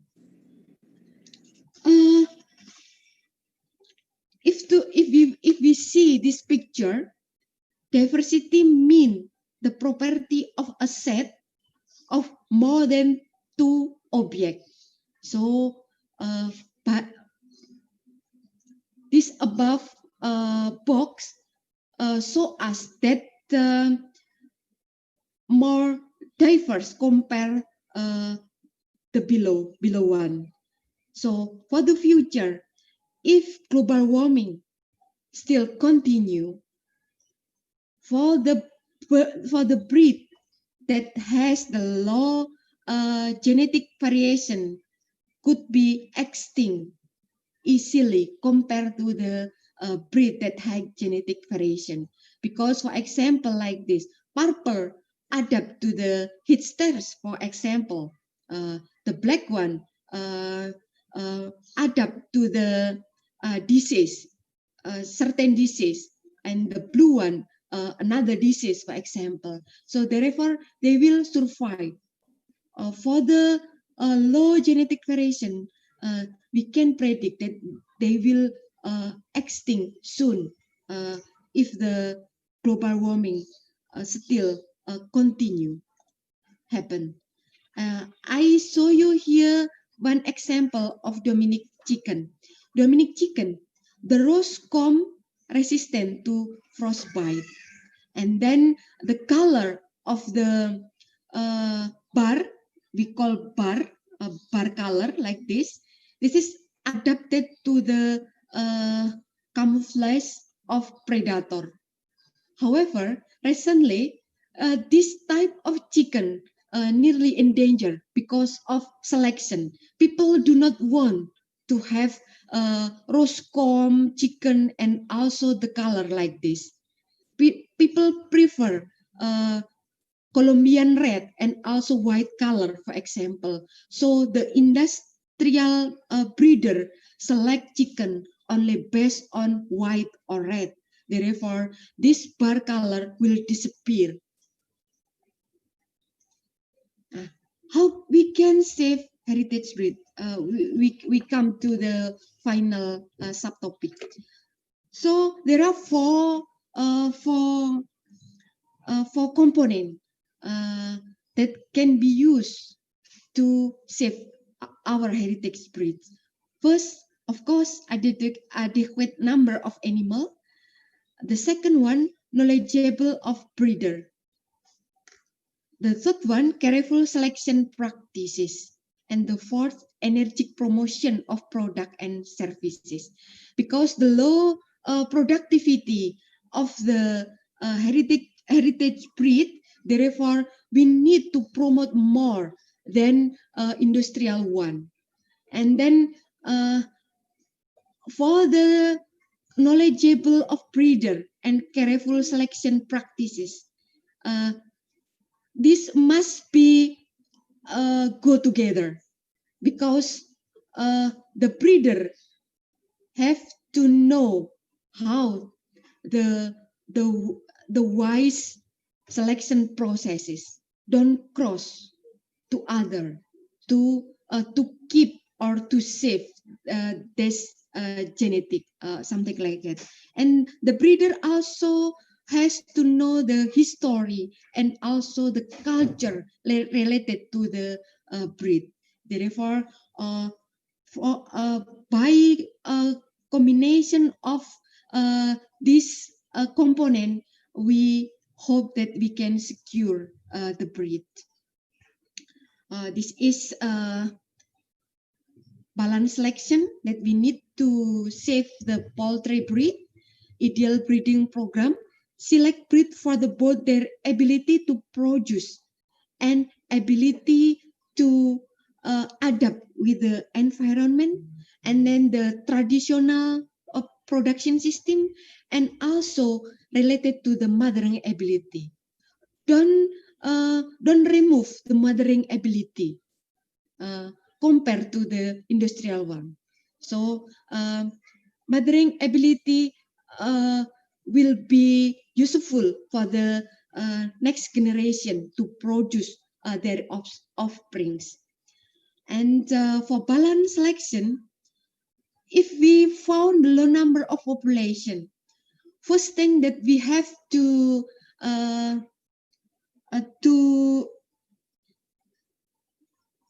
technically, first thing that we have to act is rescue the birds, rescue the breeds, and then conserve their genetic. Do not think about the selection, but increase the population first. And then after that, after the number of population increase, follow it by the selection. Now, for the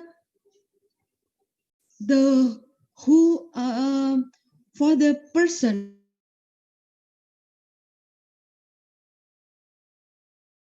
so we have to consider at least 3 points. First, zoning restriction to protect local breeds in their origin area.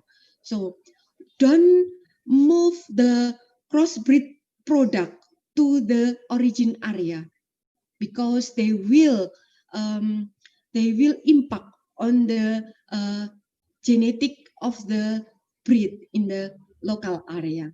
So we have to make a zoning in area in certain nation on region strictly to protect the breed, the local breed. And then complex combination in the village we have to consider also, because in the village farmer usually mix many breed together in one farm. So we have to consider that if we import the chicken, crossbreed chicken to the village, the chicken will impact to their genetic of the chicken. And the third, the last, any unexpected problem in the breeder level would impact on the worst consequences. This is my presentation that I can share with you. So by this course, I want you all not only discuss with me or with other participants, but also I want we also think what will we do to save our heritage poultry breed in your country. So please think about that. What will you do to save your heritage poultry breed in your country after this course? Thank you very much. Thank you, Bu Maria. Such a very nice and interesting presentation. I do believe that all participants will have a lot new knowledge, insight, and also information. And then we are going to the discussion. Still have around, I think, we already have 2 participants. They are on my chat room. The first one is Sam Amatori. He has 2 questions, I think. And then the second one is Soleha Rosaina. And then perhaps there is another one. So for the first session, we will have 3 participants. Is there any others who want to ask directly to Ibu Dr. Maria? Okay, while waiting, please, Sam, you can ask directly to Bu Maria, and then after that, followed by Soleha Rosaina. Please, Sam. Thank you. Yeah, good afternoon, Dr. Maria. A couple of questions, if I may. The first, could interbreeding hatching, is it possible? Is interbreed, if, like, for instance, ostrich egg, can we use a hen or a duck to hatch? And the second question, Are the effluent ducts trained to come back by themselves, or they have to be picked up? Thank you. Okay, thank you, Sam. The second one is Soleha Rozainal, and then the third one from Farida Cynthia. So we have three participants. Soleha Rozainal, please, are you there? Is the audio okay? So you can ask directly to Dr. Maria. Okay, if there is a trouble, so I will read the question to for your question to Bu Maria, yeah.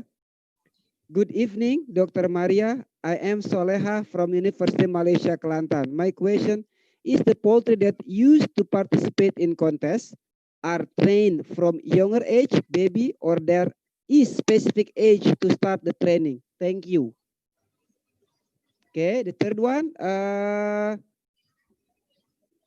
Okay, Soleha sent on the chat room there is a trouble with a speaker, so I already deliver your question, yeah, Soleha, to Dr. Maria. And the third one, Farida. Farida, is it okay with your audio so you can ask directly to Dr. Maria? Farida? Yes, I can. Okay, please. Hello, Dr. Maria. I want to ask, how about free-range chicken egg? Can say that a domestic poultry chicken, and where the source of genetic variation in the chicken? Thank you. Okay, Bu Maria, there is three questions. I do hope it's clear enough for you to for the question. Please, Bu Maria. Thank you very much, Pak Adit. Hello, Sam. Thank you very much for your question. For the first question, concerning to the breeding between ostrich and other poultry, it's right. Yeah. Actually, as I mentioned in my presentation, that we have to be wise in doing breeding program. So I think in every religions we have. I'm sorry that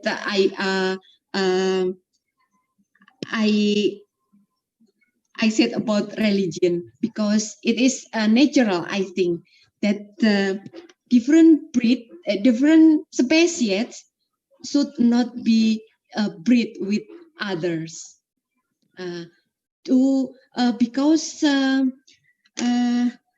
Because there is different for scientific base because of different chromosome, and then different chromosome number, and then also different shape, and then also physiological properties, and also other character. So we can do those breeding. However, by insemination program, we can do. However, for the success of doing those breeding, because of different species, usually unsuccessful. If success, there are many obstacles or many constraints related to the hybrid of this product of breeding. So I think this is my answer, Sam, for the first answer. But Bu Maria, pardon, is it possible that if I have an egg of local chicken, and then it was let's see, it's we put that on an ostrich female, and then can we do that? Yes, of course. Of course. We do. However,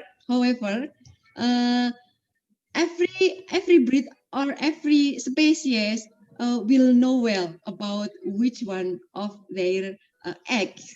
Okay. Yes. Usually there's like a maternal ability, mothering ability to recognize which one of their eggs. Okay. For the second one, for second question, sorry, Sam, could you please repeat for the second question, please? Because I'm not clear. Got your Yes.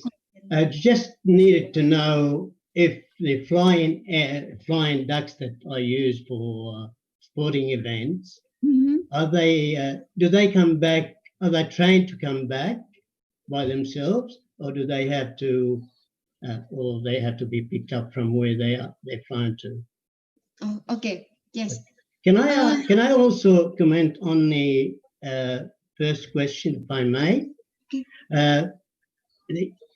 What I meant, Pa Edit asked about the egg, if we can put it under the, say, chicken under a hen, or ostrich egg under a hen. But I believe that they all birds have 42 degrees. Their temperature is 42 degrees, right? And they can be. That's what I meant in hatching. Like actually put the eggs under any bird. Is that can that be done? Like say, for instance, pigeon egg under a hen. Oh yeah. Actually, because of different days, not only different temperature and humidity, but also different days need to hatch. Between a pigeon and chicken egg is different. Therefore, yes, difference. Chicken need longer duration for hatching compared to the pigeon and other birds. Therefore, it is I think not applicable in the field. Yeah. So you better use the artificial incubator. Yes. Yes, I think it is the best practice in the field compare use to use other birds or other poultry. Thank you very much. You're welcome, Sam. And for the second question of Sam regarding to a duck fly, it is depend on the training period of the duck and bonding between owner and the duck. And I mentioned in my presentation, this is a special character of heritage breeds that we cannot find in commercial breeds, bonding between owner and the breeds. So if the ducks train quite a long period, they will recognize the owner, and then they will come if you call them or you produce a voice to call them, they will come to you. However, sometimes duck will be confused during contest because many voices produced by the many people, so they confuse and where is my boss and where is my papa and etc. like this. Thank you very much.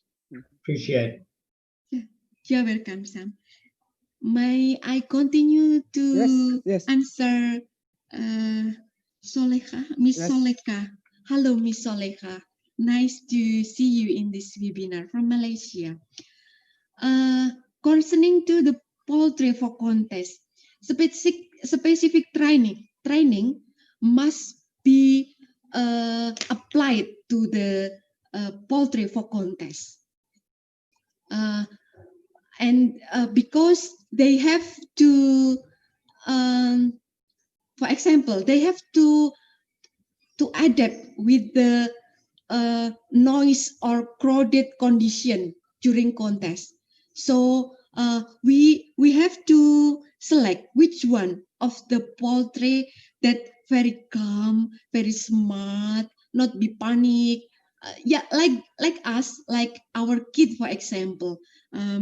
And then the breeder or the owner usually can recognize which one of individual that has the calm character after hatching or after 1 month, for example, because after 1 month, usually the specific training will be applied to this individual chicken or poultry bird. And then the contest, this depends on the kind of the contest. For example, for the pelung chicken can be used for contest after 8 months, for example, because only one category, one class.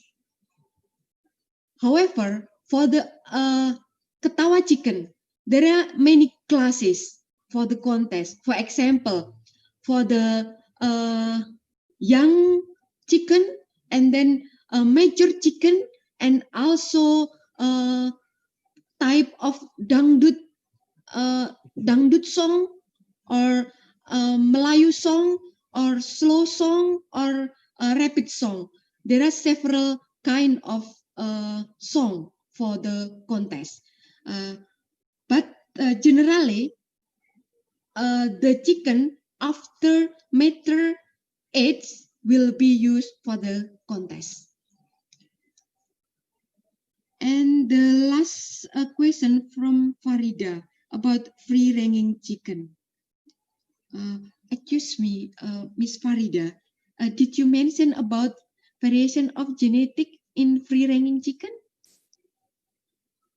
Farida, are you there?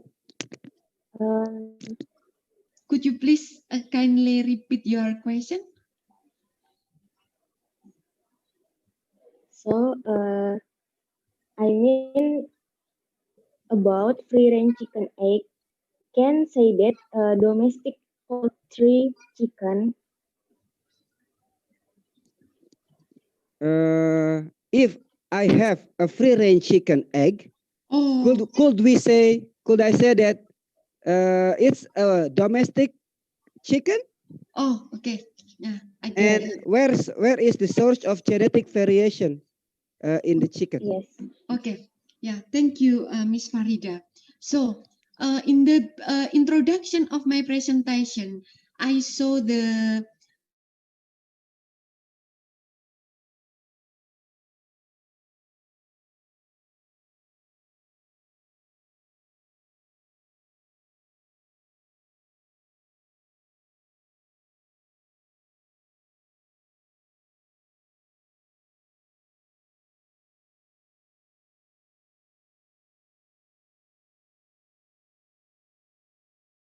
Really? Maybe the signal of it, maybe, I think. Okay. Okay. So, may I continue, Miss Farida? Yes. So, we have to consider about the difference between wildlife and then domesticated one. So, all chicken in the world is resulted from domestication process. If the white one, we call jungle fowl as their ancestor. So if for free-range chicken egg, this is absolutely domestic chicken. However, we should know more what kind of free-range chicken, broiler or layer, or Indonesian chicken, or local chicken, or native chicken. This is different between native, local, and also industrial or commercial one. Okay, Miss Farida, is enough? Okay, the last question, perhaps last one question. Still any participant want to ask directly to Ibu Dr. Maria before we end up this session? One last question. Okay. So, is there any question?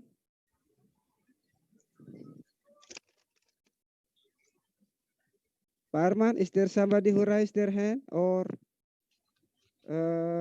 send a question to your private chat room?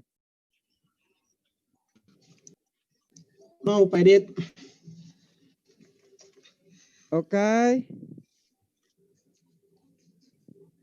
And I do apologize also, Bu Maria, because the time is up.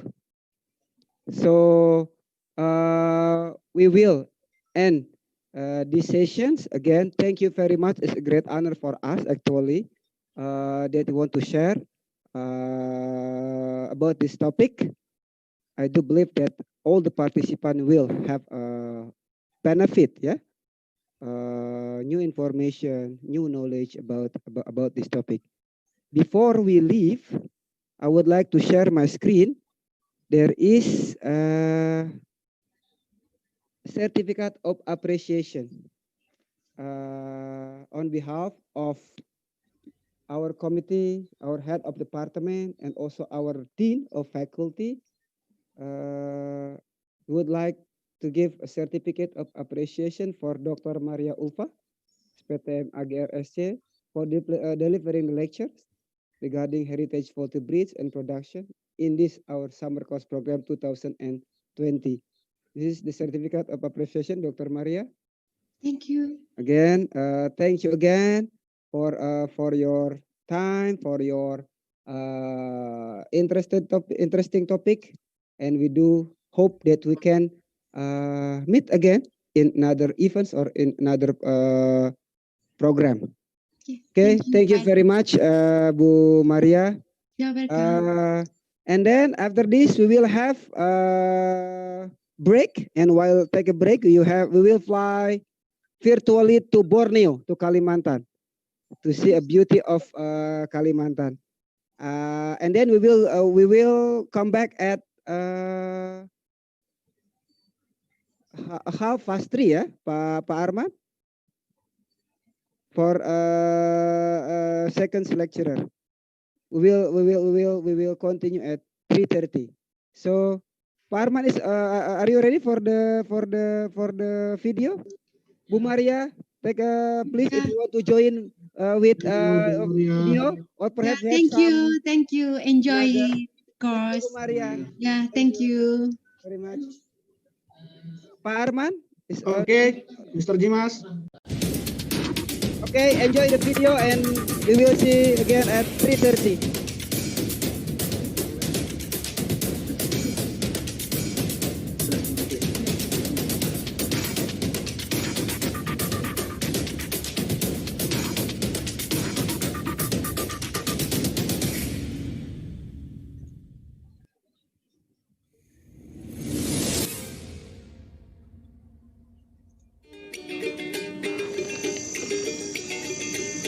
Deep in the south of an ancient land, a sheltered part of tropical Kalimantan, Shangri-La, pristine.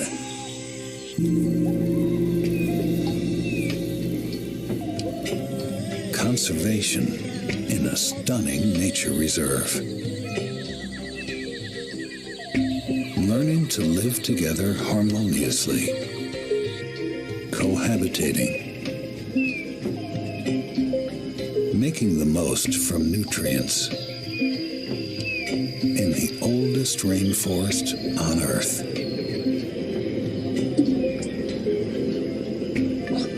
Here, waterways are highways. Roads that lead to sanctuaries.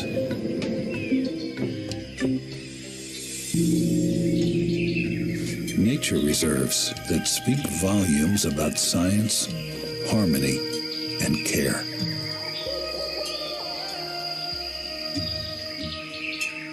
Typical to related species,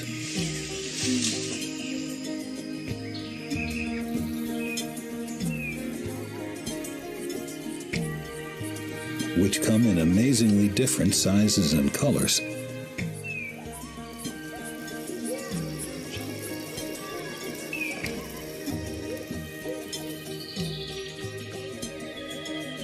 subject of study, meaningful endeavors to understand and uphold the care.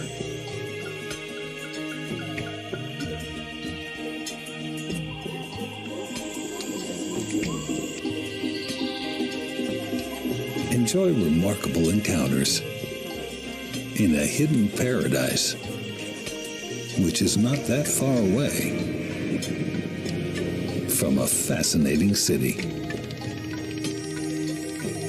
Watch the sustainable use of wood.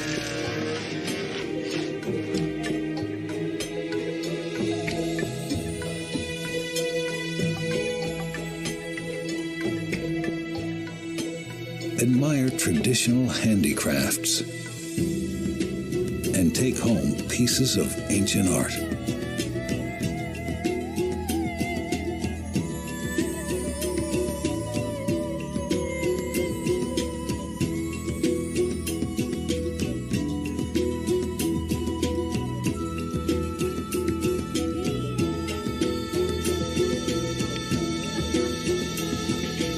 An incredible experience, a meaningful journey in Tanyung Putin.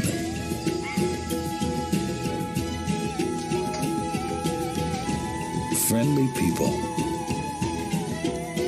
people of the forest. Wonderful Indonesia.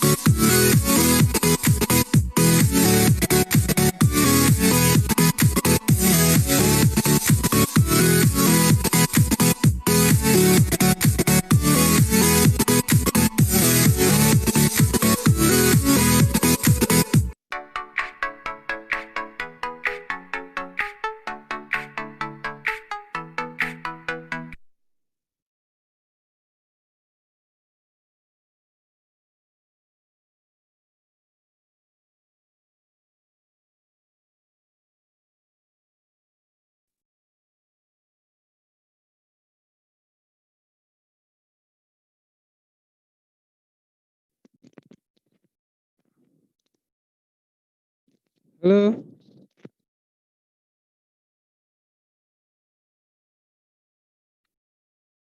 Pak Asep, Pak Arman. Can you hear my voice clearly? Okay. Yes, Pak Adit, of course. Yes, Pak Adit. Thank you. Thank Very you, Pak Adit. nice voice. Okay. Still have 1 or 2 minutes before we start. Welcome back again, dear participant. In short moment, we will start with a second lecturer. I do hope all of you already little bit fresh now with a cup of coffee or tea or hot chocolate or everything make you feel more excited for the second lecturer. It seems that Dr. Chen Kai Wang has joined with us in our room.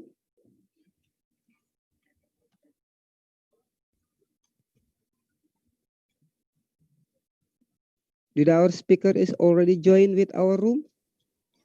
Can you explain more about the method of lecture? Oh yeah, perhaps before we, while we are waiting for the Dr. Chen Kai Wang, perhaps committee can explain. Okay, Dr. Chen sent a message. Yes, I'm here, but some trouble with the microphone and I cannot speak now. Okay, while waiting for Dr. Chen Kai Wang, so perhaps Pak Asep or committee can explain a little bit about our lectures. Okay. Okay, thank you, Pak Adit, for your time and the opportunity for the committee. So, good afternoon, Dr. Wang. Thank you for your attend and come to our summer course program. So, regarding Professor Wang topic, the committee will give the recorder that already prepared by Dr. Wang, and then 15 minutes before end, so hopefully Dr. Wang or Professor Wang can prepare for the interactive topic for the discussion with all the participants. So maybe Pak Arman for the first opportunity hopefully can play the recorder that already sent by Professor Wang. And then after that, after finish the lecture from Dr. Wang, and then the interactive discussion will be offered to the forum or the participant. I think that. Okay, Pak Asep. Pak Edit, hopefully maybe the Parman, the lecture is content by voice from Dr. Wang also. Okay, before that, Pak Asep, can we show short CV of Professor Dr. Wang or Dr. K? Perhaps should I call Dr. K or Dr. Wang? Which is better, Doctor? Okay, Dr. Wang. I will. Yeah, normally Dr. Wang. Okay, thank you. So I will share my screen to show the short CV, and afterward we can listen to the lecturer of Dr. Wang by audio, PowerPoint audio, and then the participants still can ask directly, or they should have to write on the chat room, Pak Asep. So it could be both sides. Pak Edit, maybe you can collect also like as usual, the audience can offer the question by chat and also by directly. Okay, thank you, Pastor. Yeah. Okay, thank you.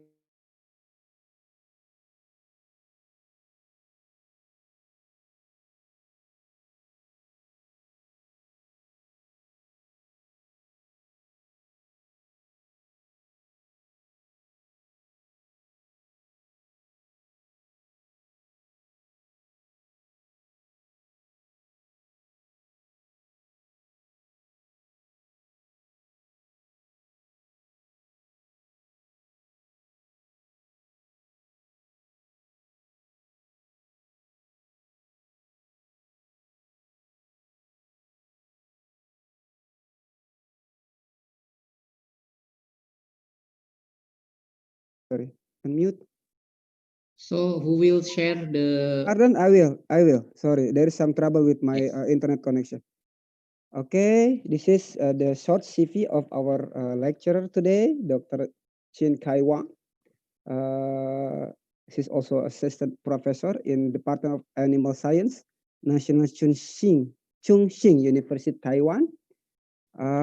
He holds bachelor degrees from from National University of Chungxing in agriculture, of a Bachelor of in Animal Science, and then hold doctoral degree from University of Nottingham in School of Business Division of Animal Physiology. This is some current research interest of Dr. Wang. It's all about the reproduction in reproduction and also in animal welfare physiology. Okay, and then now at this moment she also become an assistant professor and also lecturer in Department of Animal Science, National Chungxing University. This is some publication of our speakers. There's in last 5 years, there's a lot of publication done by Dr. Wang. Okay, I will stop my screen. And then Pa Arman, is it okay with the PowerPoint already? Can we start? Okay, again, I think it's around 1 hour, and then we continue with the discussion. And I keep remind you to fill in the attendance list, and then discussion, both with the interactive one and also by the chat room. But if there is a possibility to deliver the question directly, it will be better. Okay, please enjoy. This is the lecture from Dr. Wang. Please, Pak Arman. Good afternoon. Welcome to attend these lectures. And I'm Chen Kai Wang. I come from the Department of Animal Science at the National Chongqing University from Taiwan. And the topic today I would like to talk about is to discuss the development at the very beginning, how human beings development the husbandry, and also to discuss during the history how human beings to develop and further improve the animal production. And also we will finally to discuss the establishment of the modern animal industry, and with the achievement we have complete, and also we face the incoming challenge, which kind of challenge it is, and what impacts we faced, and what problem we have to solve.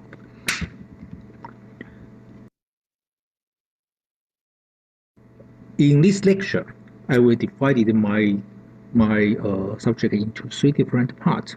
The first part, at the very beginning, to discuss how human beings to domesticate the animals and use those animals to for production, for labor power, and the most important things to support the development of the human civilization. And also we can say this the early establishment of agriculture as well as the real culture in human society. And the second part, we do discuss about once the human civilization is be established, and how how human beings bother to use animals for better production of the resource and to support the further development of the human society from the medieval age to the modern age. And there is some critical steps to progress the advanced development of the human society, and we will discuss in this part.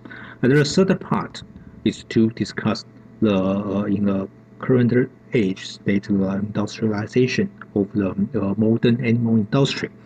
In this part, we can find that in modern age, the animal production is much more efficiency in compared with the older times, and we did complete a lot of the achievements and improve the production, but still we have faced a lot of the new challenges and incoming challenges, and we such as the health issues, some of the pollutions, and also some other environmental problems.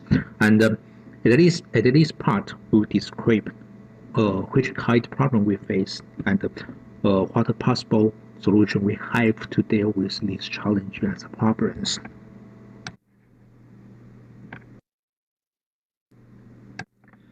At the very beginning, in the early stage of the human beings, before we start the historical period, the human beings, like all other animals, will require sufficient support of the resource, particularly the nutrition resource, to support the survival of the individuals.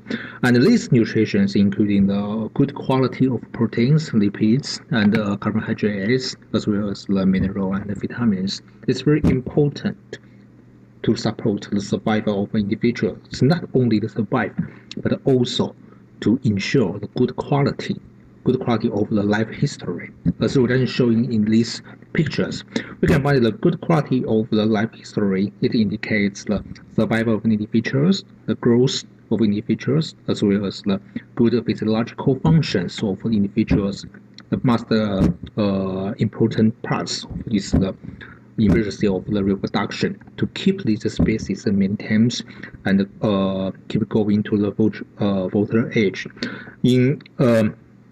For the human beings, it's particularly important to the good quality of life histories that makes these species or the society of the human beings therefore can be prolonged and can be survived in the natural environments and therefore to develop the cultures.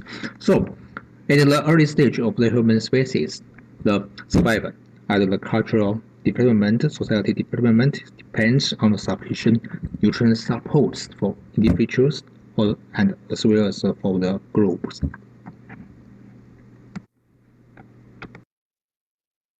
As shown in this page, we can find that the picture showing the different primates. We can find that even in the modern age, we can find the primates exist in the world. They can learn to use the tool at a very different primate species, and also to the early human beings. And actually, all those advanced primates, they can use tool to improve their efficiency in hunting and to support their life qualities.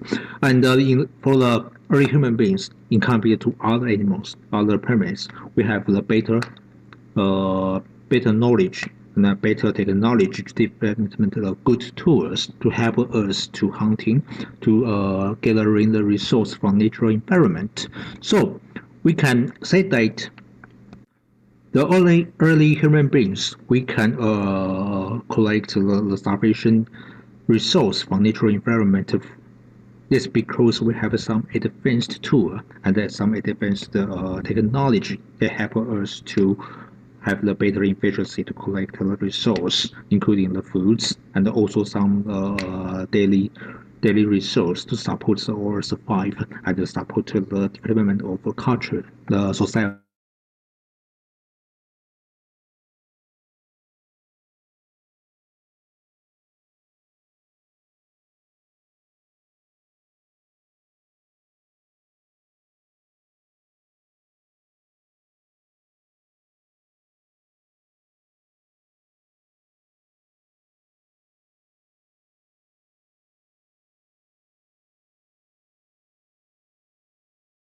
can be transformation, can be through a progress of transformation. This transformation depends on the using of tools, technology for the food production, and also some daily resource production and processing.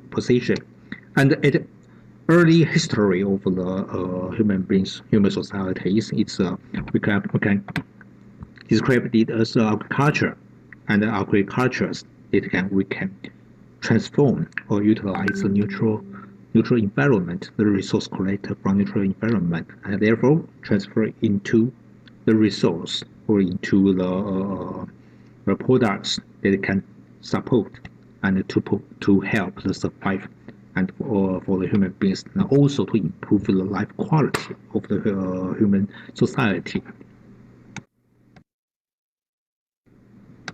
Therefore, if we review to the development of the human history period, particularly the technology, we can find that we can divide the human history into two different stages.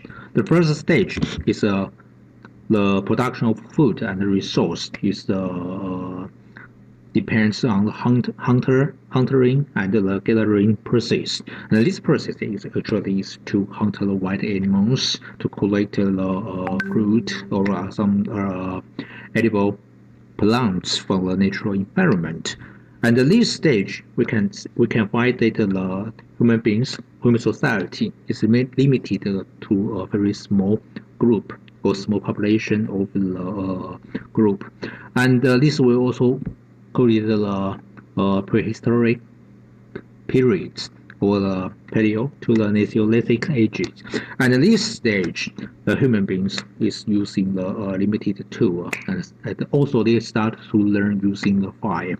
However, in compared to other animals, actually their hunting and gathering method is similar to some other advanced primates animals. It's not much different between each others. But in the second stage, the production of food and resource is changed to a different stage. We call this a farmer and herders. And at this stage, the human group normally is grow up to a large group and more population compared to hunter and gathering group. And at this stage is the shift stage from the prehistoric to the historic periods. And we can also term it as Neolithic, Bronze, Iron, and to present stage. And even now, even in the modern age, in the 20th century, 21st centuries, we are still based on the food production, still based on the farmer and the herder to using the animals and the crops and plants to produce to produce the food to support the requirement of human society. So at this timetable is showing in this timetable, we can find the development of the human civilization is also the period is progressed with the using of the technology. It's more advanced from the Stone Age, the Paleo, and the Neolithic Age, Bronze Age, and also keep advanced the innovation into the Iron Age, and during the Tool Age.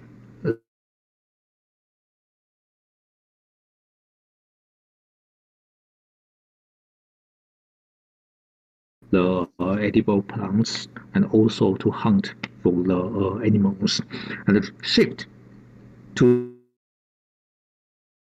as a farmer and herder. And we can depending the food production is depending on the domestic species, about for example the crops and the livestock.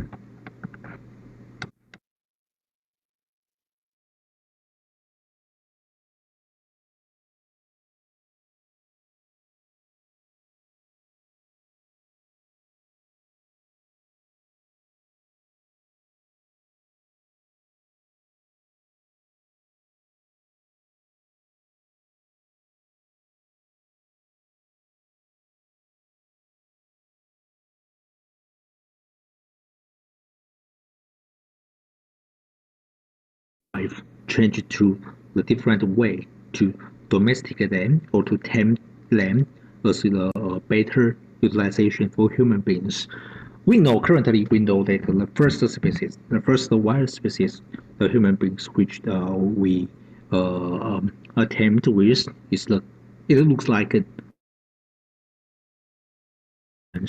looks like it's a dog. The dog probably it is domesticated from wolf.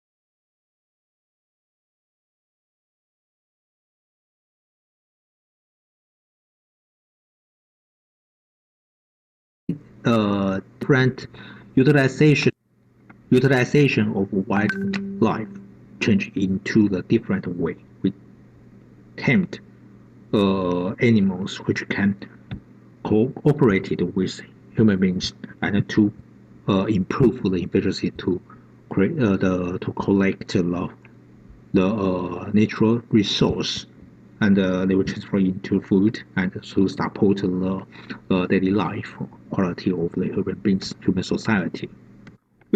We can consider it as a great innovation of the technology, because before the domestication of dog, the first wildlife from neutral environment, all tools which using by human beings is just a simply modification from stone, from wood, but it's not from the real life. And this real life can receive the commander from human beings and to do some more job for the human beings. As shown in this chart, we can find this during the human history. Actually, it's a lot of the wild animals have to be domesticated by human beings and transferred into the livestock. And like this timeline shown here, the first animals human beings tamed is the dog, and then the second wave is a lot of the ruminants, sheep, goat, cattle, and the other region of the world, the llama and the camel, they will also be tamed in different timeline. And also it's some other domestication, including the poultry, chicken, turkey, and duck in different region of this world, and also including some other mammals, pig, and the horse.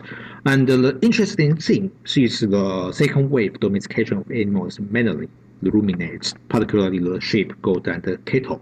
In research evidence indicates that the domestication of these animals in the very close times, around 8,000 to 10,000 years before present. And the location of the domestication of these sheep and goat and cattle are also very similar to each other. It's in close, the region is very close to the so-called living end regions, also called the fertile crescent regions. Is around the middle part of the European and Asia continents. And those ruminates domestication, why we say it's interesting, because the time around like 80,000 years before presents also the time the human beings to domesticate crops, wheat, the barleys, and these crop plants. And also it's the time to indicate the first the development and establishment of the agriculture. Sometimes we also call this permitted as the first agricultural revolution. It's very important it's the milestone for the human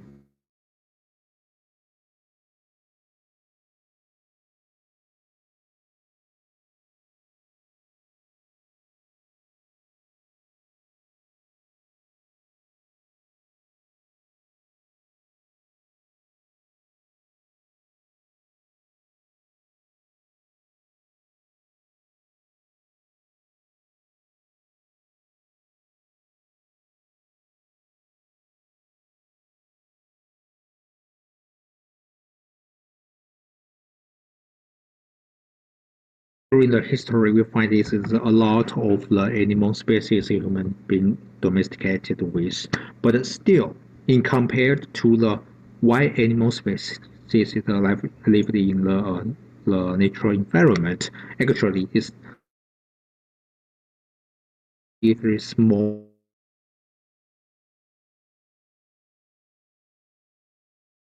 Animal species, they can be domesticated by human beings, and there's a lot of other animal species that human beings very difficult to tame and to domesticate with, and use them as livestock to serve the human society.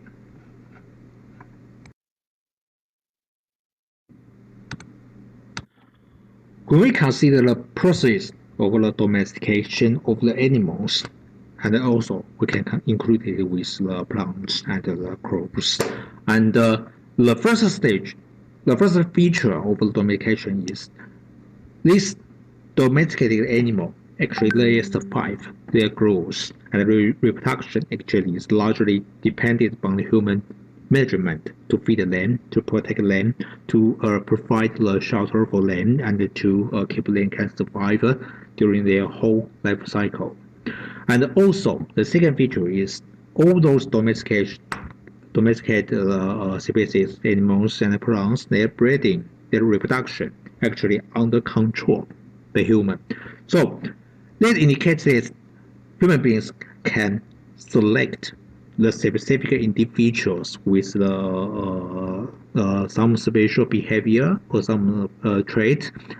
This is preferred by human beings. And by this breeding control, reproductive control by human beings, human can select the specific individuals and give them more offspring. And therefore, sometimes we can establish a new breed of animals. As showing in this chart, we can find this. At first, the white form of the dog actually is originated from wolf. And during the domestication, during the selective breeding, we can find this.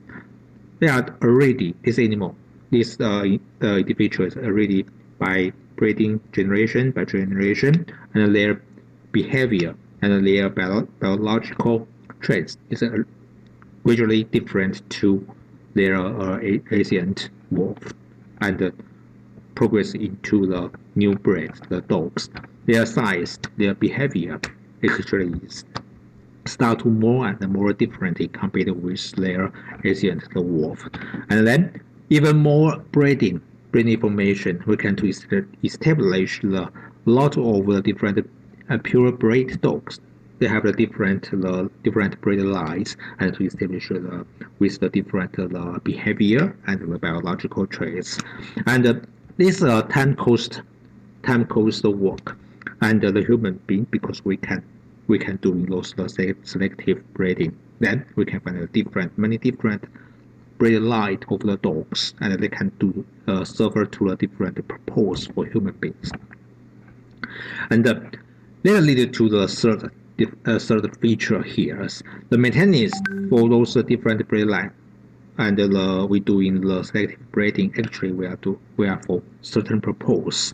These animals, some of them, they have a better performance to produce milk, and some of them milk for example the cattle and the dairy goat, dairy cows and dairy goats, and some of them is more efficiency to produce meat, and also some other resource like the wool and the fur and the bone and the serve as the labor power as the drift animal, which can help human being to do more some labor work.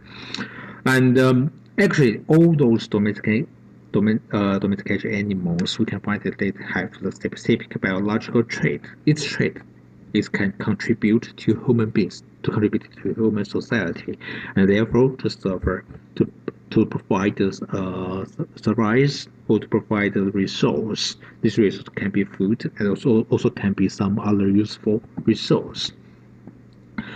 Those domesticated animals during the breeding control and the selective trait, actually in compared with their originate ancestors, it can be very different.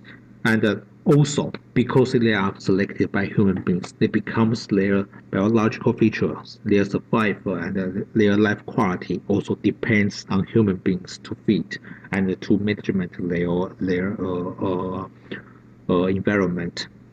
So those animals, their life quality, therefore, is very depends on the management of human beings. If the human cannot provide them good quality of feed and good quality of shelters, that means that the health conditions and the life quality of these domesticated animals can be worse than their wild relatives.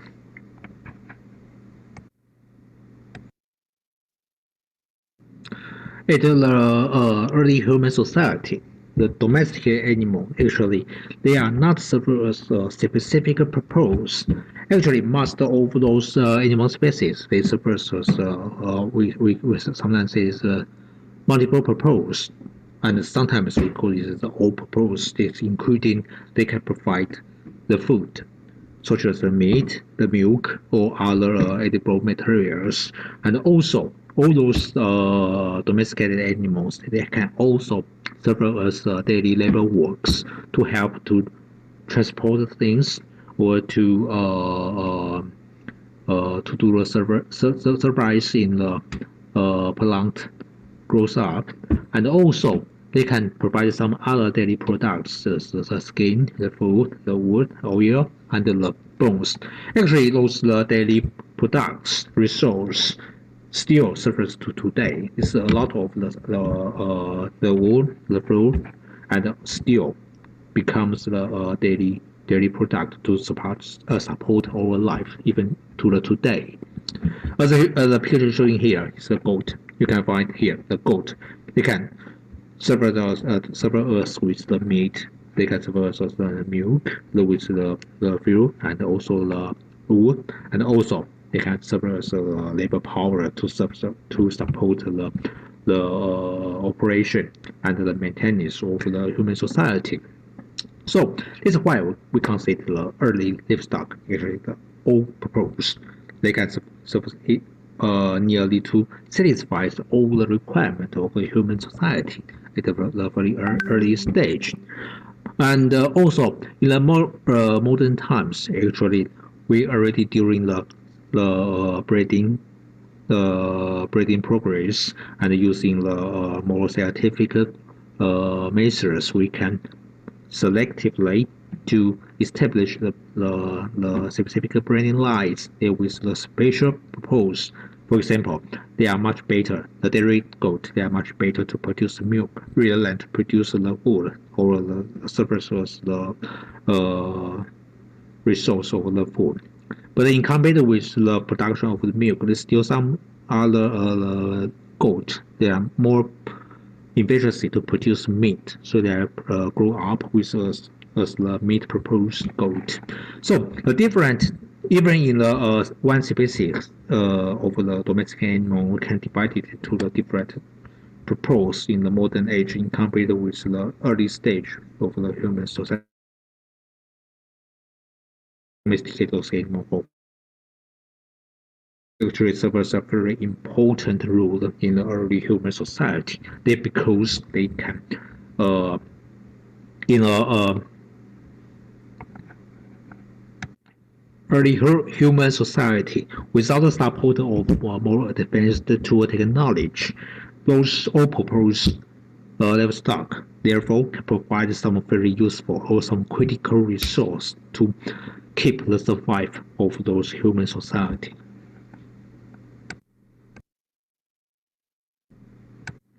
We can consider that the using or the innovation of the domestication of animals for the early human society. It has the first one is the stable supplement of the high quality of food, nutrients, and the resource actually can provide the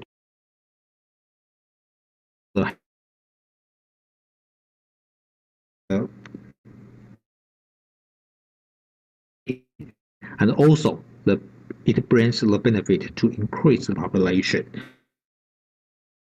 have a better and therefore to improve their health quality and also improve their reproduction. Then the result, the outcome, is to increase the population of the human society.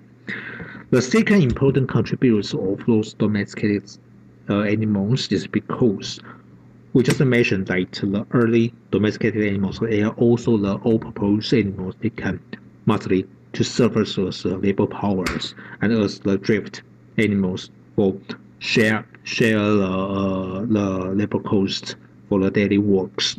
That indicates that those domesticated animals, particularly in those ruminant animals, the dogs, in comparison to ruminant animals, the dogs is used with the hunters in the human society and to improve more. However, the difference to the dog, much great labor powers, they can help the human beings to complete their daily works, to transport, to move, and in the growth up of the plants and the crops. Actually, they can help the early human society release a lot of manpower from those daily works, and those manpower, therefore, they can release for the more advanced technology and to manipulation and or more to promote the innovation of a new tool and a new knowledge. And we can find that, in fact, the early human society and their colonies, we can find that when they using the domesticated animals and they have the early agriculture sites, and those human colonies, their population increased, and also they have some more human power can be released to do some more other jobs. These jobs about the developing of the religions and also, finally, the developing of the writing systems, the language and the words, and then initiate the historic periods of human beings. So we can consider like the innovation and the establishment of the early agriculture actually is based on the domestication of animals and also the development of the crop and the plantation in the early human society, and those establishment of the early agriculture, and finally to promote and to trigger the development of the writing systems as well as the historic period of the human beings.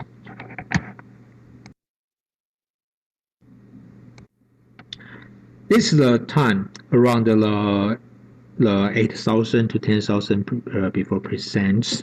We have a lot of the research evidence indicates like at this stage in the fertile presents around here, the Levant regions, at the middle part of the European and Asia continent, and at least in this region, it also give us evidence that the domestication of the plants, crops, and animals actually is to be found in these regions, and this region is also the earliest regions we find that the human beings to establish the towns and the early cities, and with the gathering population of the human beings, and also here we observe that the first innovation of the writing system, and then human beings start over historical times and move into the human civilization.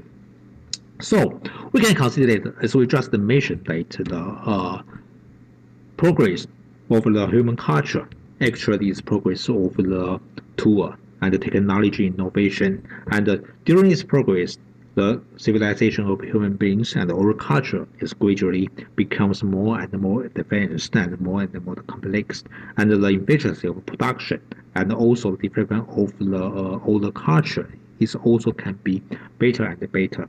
All of those is based on the critical innovation of the technology.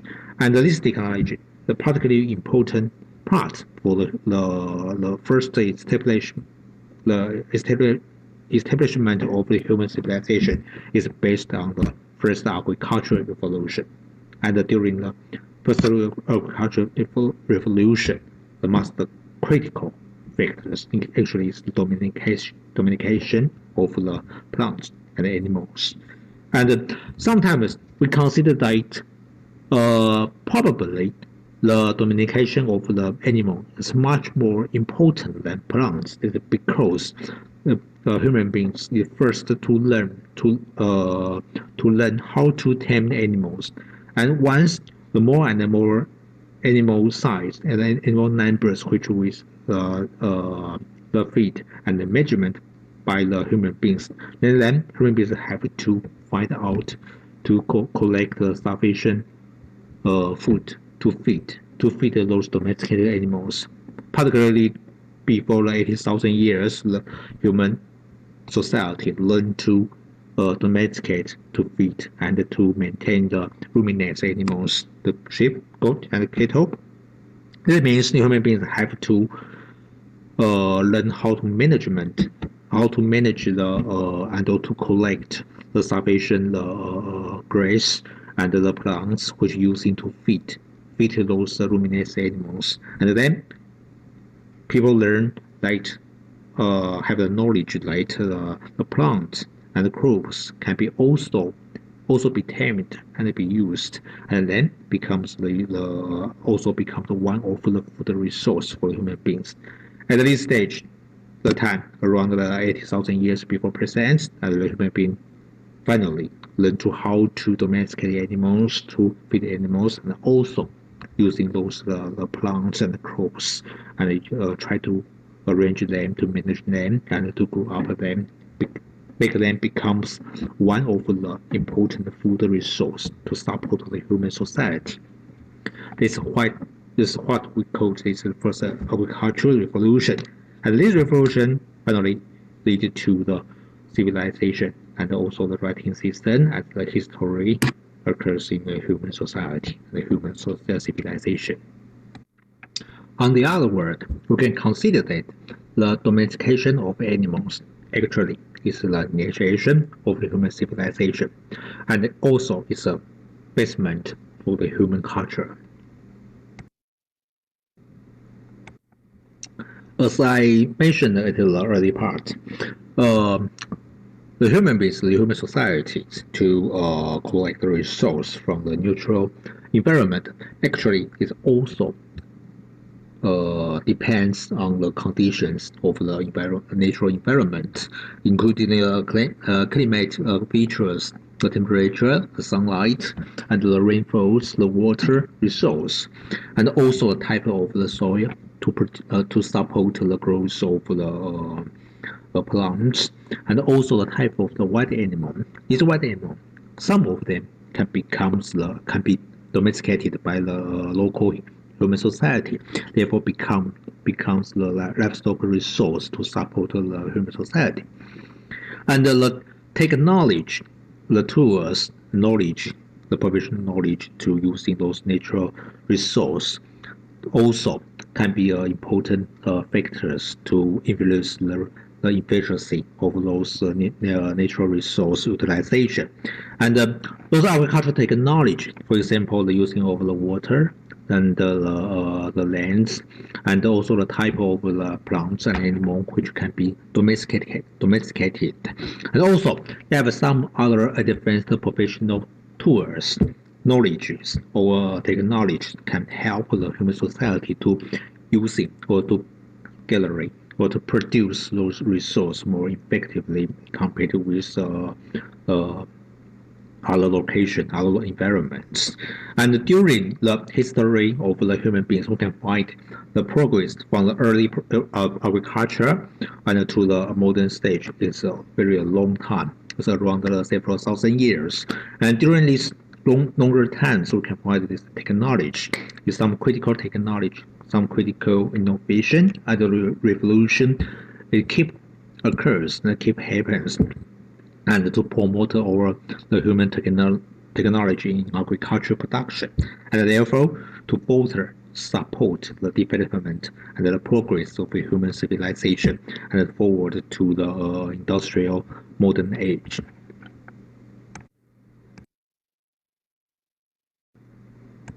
When we consider the production, the efficiency production of the local animals, particularly the domestic animals, actually it also depends on balance between the features of the human society and the natural environmental factors and conditions, as well as the nature and their features of those livestock breeds. So normally, when we consider the production, the food production or animal production in specific human society in this location, and the human society, their religion, their way to consider the food, to consider the animals, and their culture, how they tempt or habited to using those natural resources, and also the economic features of this human society will influence how they utilize those livestock, as well as what kind of natural conditions or resource they can receive from their local environment. So sometimes we call this the terroir. It indicates its conditions or the features of the local natural environment, the seasonal change, the conditions of soil and water supplies, and also the rain. And all those natural conditions, actually, they have provided a spatial and specific conditions which will support the growth, support the health conditions, and support which kind of the breed of the livestock can survive well and reproduce well in this local environment. So also we can consider it in one specific natural environment, they can produce some better breeds in compared with the other location in some specific breeds. For example, we know this a great example that the Iberico black pig, which is produced and to maintain in the Spain, and they can also produce a specific meat product, the ham. And this kind of the breed pigs is specific to the natural environment of the Spain because of their location. They have the specific climate features to make them more suitable for the Iberico pigs survive and to produce the specific harmless products.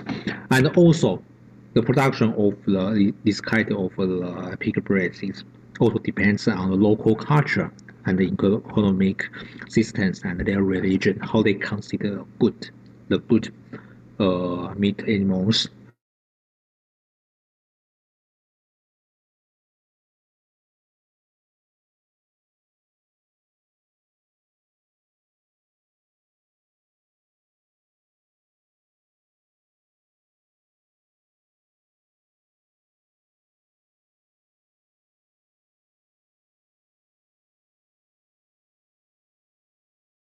Have their own breed of domestic animals. Their cattle, their sheep, their goat, and their pig is different to other location or other region.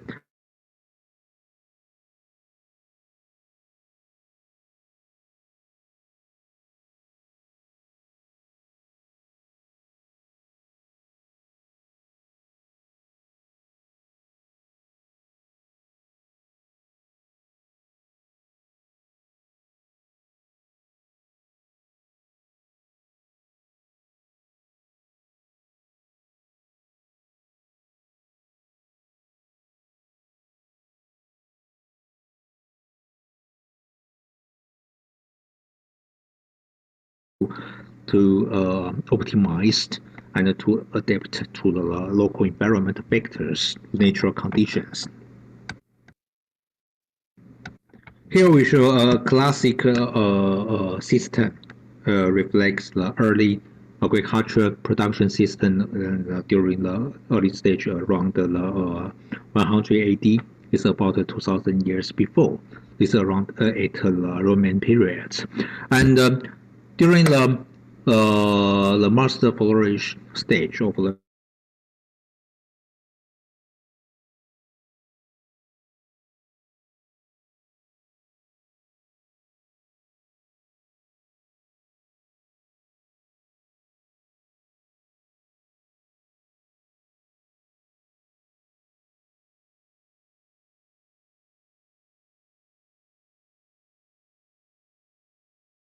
to produce the crops.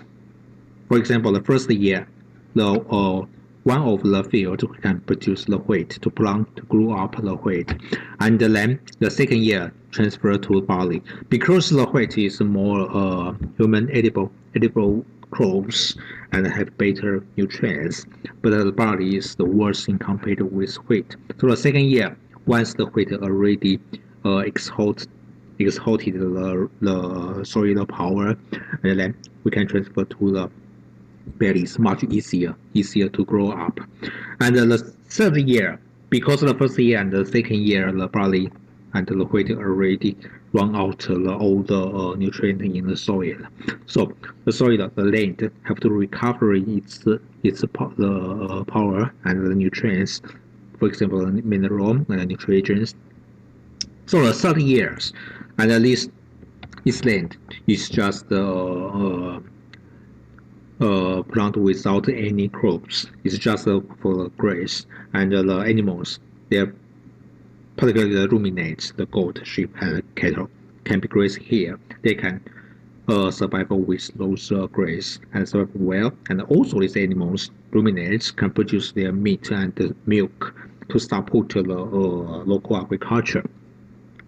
This rotation system, therefore, during the third year rotation, can for the first year to produce wheat, the second year to produce the barley, and the third years to support the survival of the animals. Like keep rotation, that this local society, human society, they can get the same time with the support of the wheat, barley, and also the animal products from the third field. And this rotation system, the open field systems, is established at the Roman periods and prolonged and exist for a very long time through the whole medieval age in Europe. And we can find that this system actually is still their efficiency is enough to support the human society.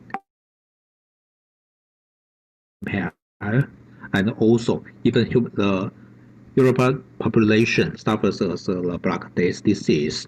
They also gradually, we can find it through all the Middle Age, the human population is gradually, slowly but gradually increased. It indicates that this system, this open file rotation system, we should have some efficiency to support the survival and support the development of the human civilization. But we can say that is it a very efficient or can it have any improvement? Still, we can find it after the medieval age, after the 16th or 17th centuries, we can find this population in the Europe is keep increased. It indicates there's actually some different, some innovation in technology and in knowledge and using of the agricultural system that increase the population like here.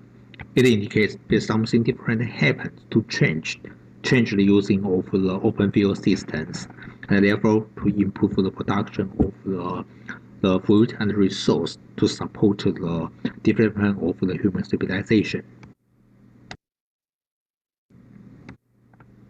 At a later time of the Middle Age, this great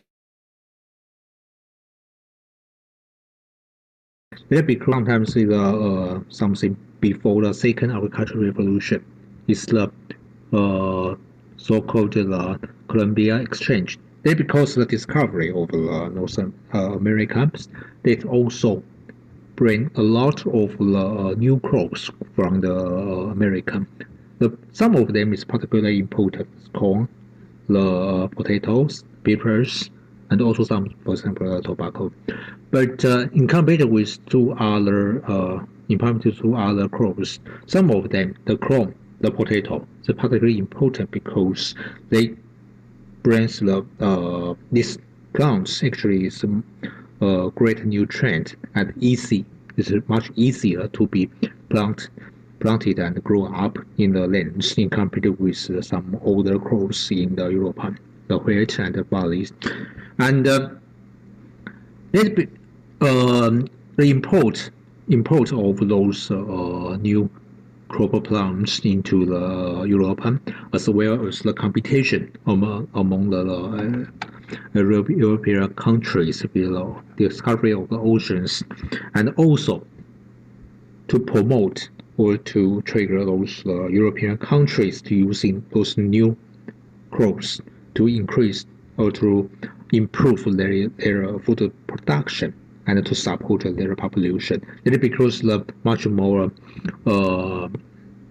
competition between the countries in Europe past also to promote those countries to increase their population to compete with other countries.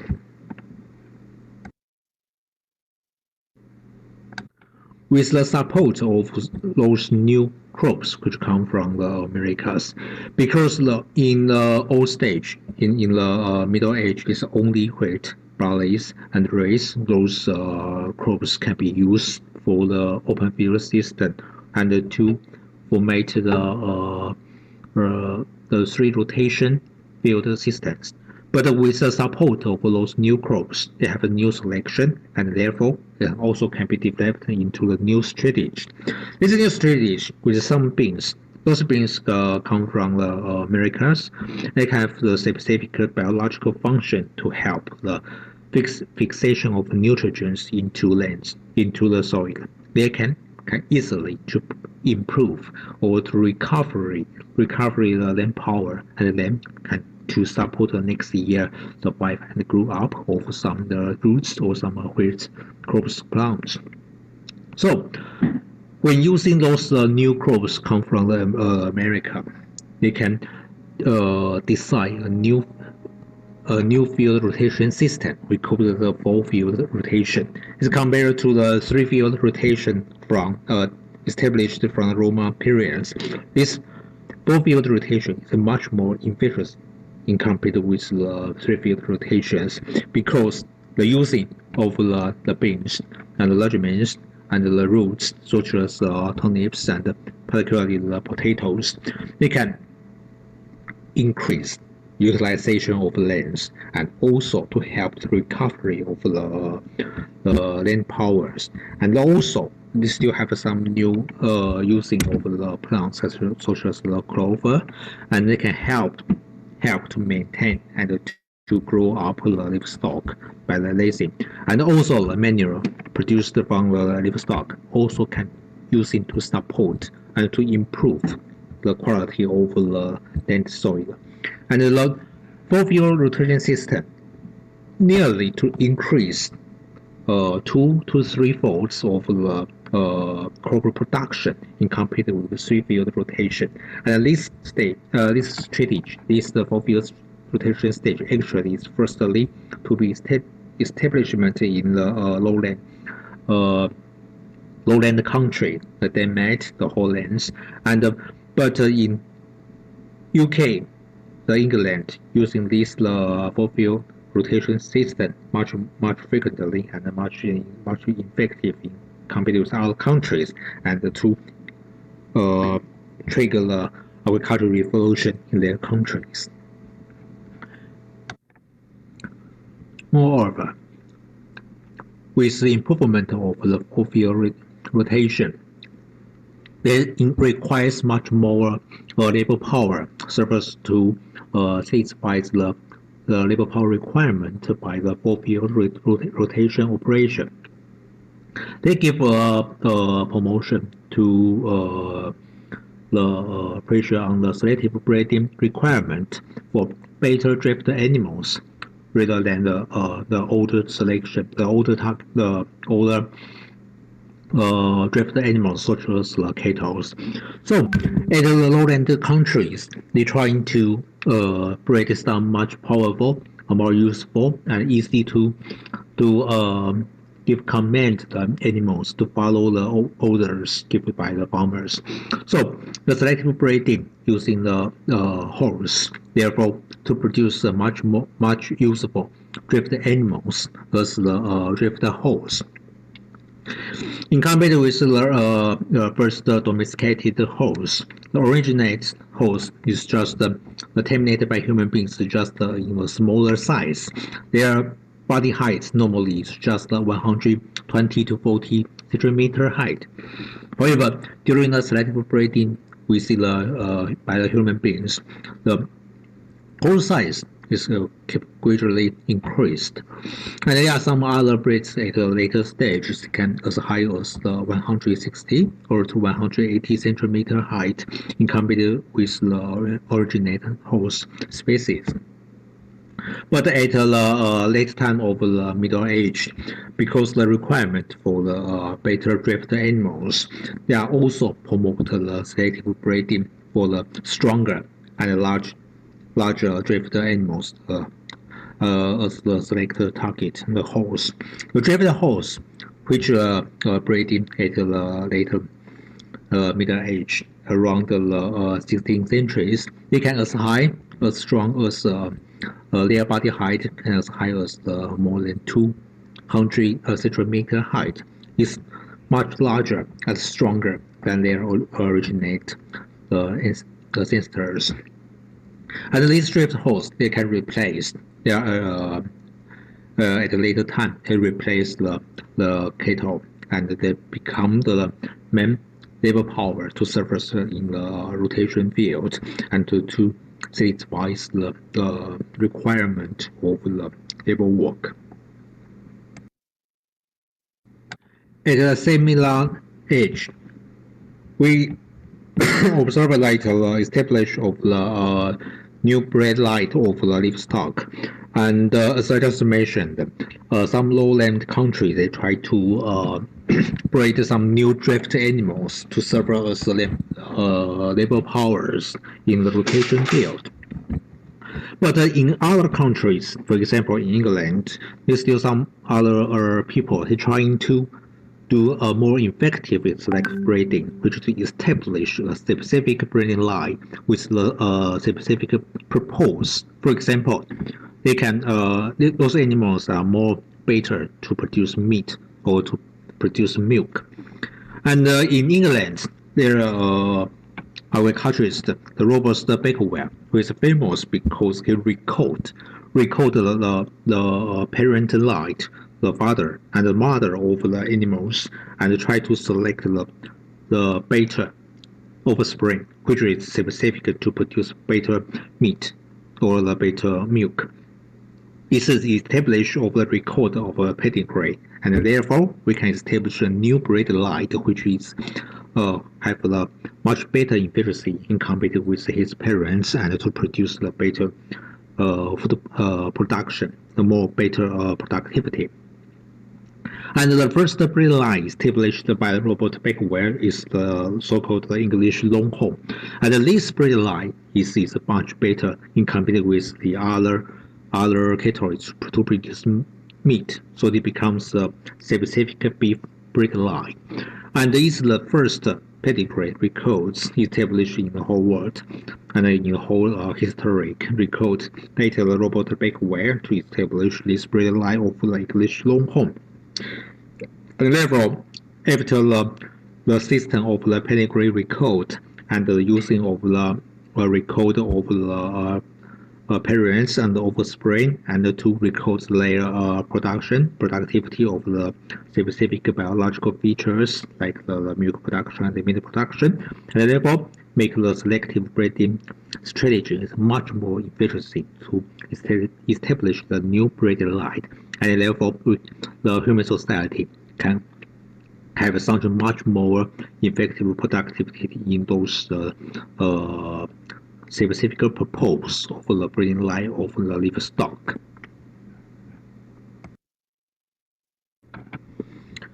At this stage, from the 16th to 17th centuries, is also the stage we call the happens of the second agricultural revolution. And this second agricultural revolution actually is happened at first from the lowland countries, Denmark, and Holland, and Belgium.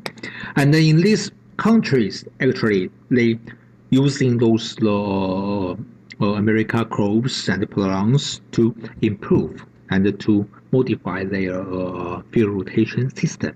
And also, they produce some new breed of the drift animals to help them to operate those field system and then improve the food production efficiency.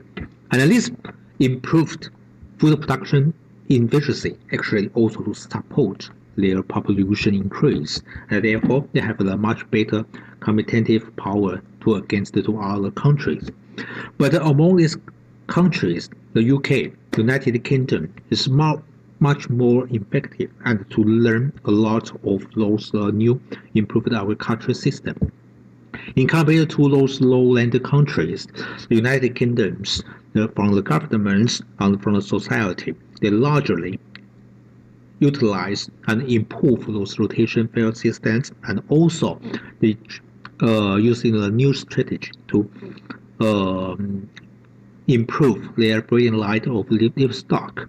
As I just mentioned, the robot Bakeware to improve those the beef breeding line to establish the English longhorn cattle, and those strategies using and introduced into the United Kingdoms actually largely improve the productivity of the crops, plants, and also the animal production. As here, we can find data from the population record in United Kingdoms from the Middle Age, from 10th century. 10 centuries to the Middle Age, from the 15th or 16th centuries, the population increase actually is gradually but slowly increased. However, after the 17th centuries, after the second agricultural revolution, the population increase is much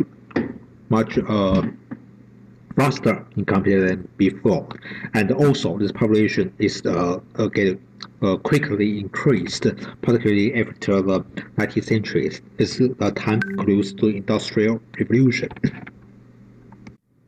On the other word, we can conclude like after the second agricultural revolution, which is using rotation field systems with the new selective breeding in animals, actually greatly improve the food production efficiency in the whole old agricultural system, and therefore to support the rapidly increased in population in Europe.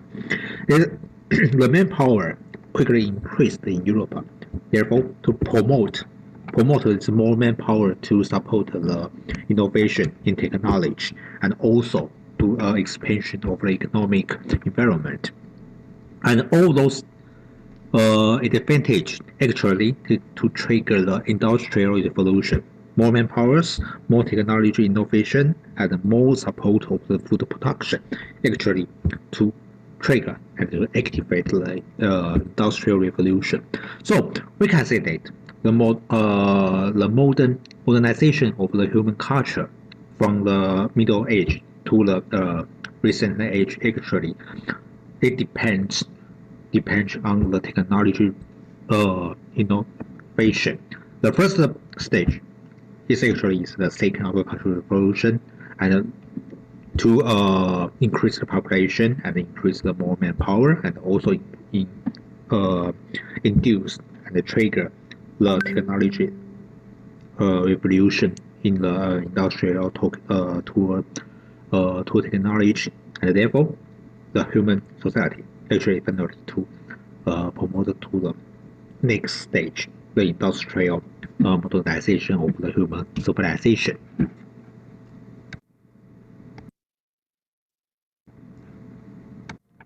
with the innovation of the technology and also the knowledge about how to improve the productivity of the animal production. And we can saw it at the 19th centuries, or particularly after the 20th centuries, actually is a lot of the technology innovation happens in the agricultural system and also in the husbandry professional fields. And sometimes we consider it industrialization in husbandry. There's a change in the animal production in three major ways. The first one is the composition of the feedstock. The using of the feedstocks is largely different in compared with the 19th centuries and the older times. Then from the local production becomes to the supplement from the international the feedstock, the transportation. It's a lot of the, for example, the crops, the soybeans, and also the wheat actually is exported from the North America or South America and to the every other parts of these worlds. For example, in Taiwan, it's about more than 17% of the feedstock actually is imported from other countries rather than produced by the local farms. The second part is the farm size. In the old age, it's the animal farms normally is the smaller size. For example, in Middle and East Europe, the dairy farms normally they have the average around 50 cattle in each dairy farms. But in America, as shown in this table, from the 1992, actually in average every dairy farm they have about 75 cows in each dairy farm. But just after around 20 years, we can find that each dairy farms, in average, they already have 187 cows. This is a much bigger change during these 20 years, and we can find the size of each dairy farm they increased more than 2 times. So, in any case, it's in the modern times, the animal farms, their size becomes more intensive than before than the older age, and therefore the much more condensed and intensive animal farms they can reduce and control the cost of land and space, and also the cost of the personnel. However, they increase the size of the animal farms, which with a lot of animals together, management together, sometimes will also bring some health and the pollution problems in those larger animal farms. The third part in the industrialization of the husbandry is also reflects in the breeding strategy. Within the using of the pedigree records, we can human society we promote the process of the selective breeding is much more effective than before. But after the middle 20th centuries, the using of the biotechnology and also the genetics technology will much more improve or to promote the selective breeding strategy more effective, even much more effective than before, and we can quickly to establish a new breed line, which with the scientific purpose is showing the better productivity.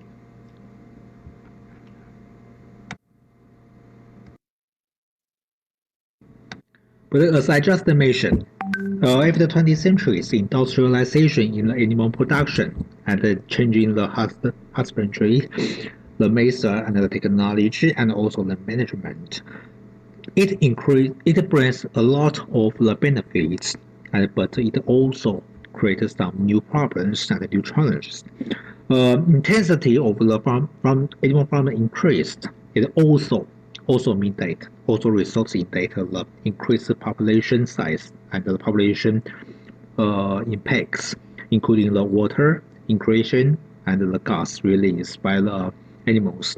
But we just in last 20 years, we just noticed like, for example, the greenhouse gas released from cattle. It really becomes a serious problem in the whole world warming situation.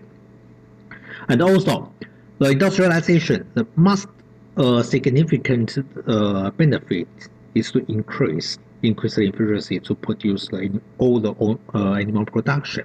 It brings a large profit in the husbandry in compared with the old stage. But the large intensity of the increased intensity of animal farms also sometimes because the size, the number of animals in the same space is increased. Sometimes it will bring some much more health problems. For example, the transmission of the disease and also requires more medicine, drugs, and antibiotics have to use in animals to control disease spreads and to maintain the health condition. Therefore, it leads to a lot of animal welfare issues. This animal welfare issues is not only about the attitude from the publics, it is also about the health conditions of those animals. On the other hand, during the changing of the industrialized animal production in the husbandry, actually, the using selective breeding to give us a more effective animal breeding lines, which is much more efficiency to produce meat or milk or other animal production. However, those established commercial brands with a high efficiency in their animal productivity, it can bring a large improved profits and the efficiency to produce to bring the benefits. However, it also have some problem that those commercial brands will gradually replace some local specific brands and some native brands, and therefore these native brands sometimes is just disappear, and their way, the traditional way to produce some specific animal product, is also disappear with those local brands. So we can say that some modern commercial brands actually it will rule out or to drive out those old local brands. Sometimes it will also get make the disappear of some traditional animal production and their traditional culture. Here is an example to explain later intensive animal farm will bring some specific problems, and this problem is due to the industrialization of the animal husbandry. In the old time, in small pig farms, pigs rarely fight each other because they have a sufficient space for each other and they can develop a normal behavior. So they don't need to hurt each others, and they have a lot of things they can do and to interact with each other and interact with the natural environment. So they don't need to fight or to hurt each other. However, in the modern pig farms, because the larger size, large number of the pig will be together, but their space is very small, and they have no sufficient toys to play, and they have no environment factors. The environmental enrichment can be played with. So their interaction between each pigs will become sick, and sometimes they are under greater stress with the such intensive environment. So they will attack each other, bite each other. So we find they will bite each tails, ears, and sometimes skins. So therefore, in the intensive pig farms, it's a regular practice to clip their teeth and to cut their tails to prevent they bite each other. However, to clip the teeth and to cut their tail also will have some harm or some disease transmission or have some health problem in those pigs, and therefore to reduce their welfare, and to also to reduce their health condition of all those pigs. The only reason to why we need to do those practices to capabilities to cut the tail is because the intensive management of the intensive pig farms, the size, the number of those pigs, certainly to bring such a problem.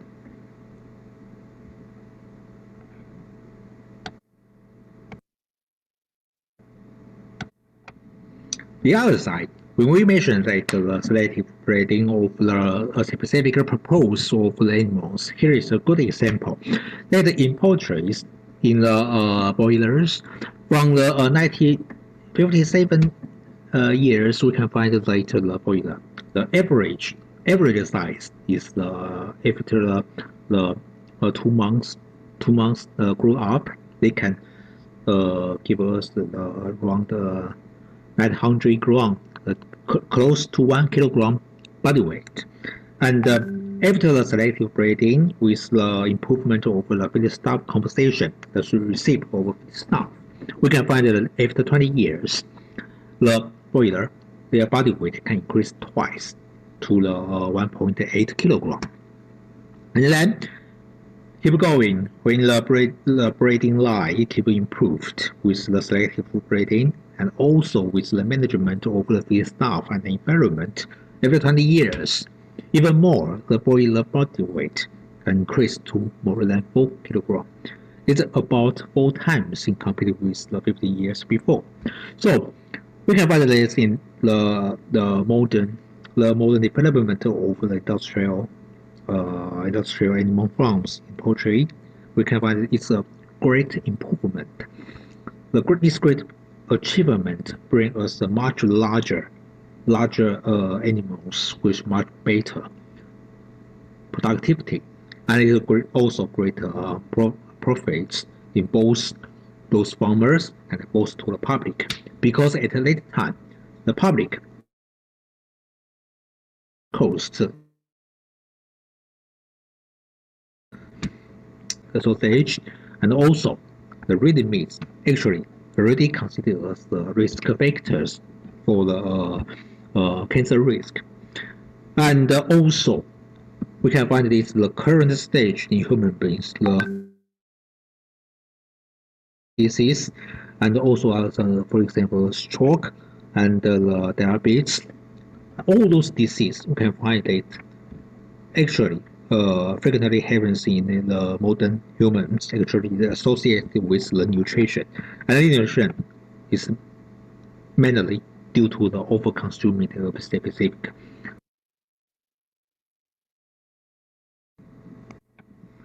So here we can give a simple conclusion here.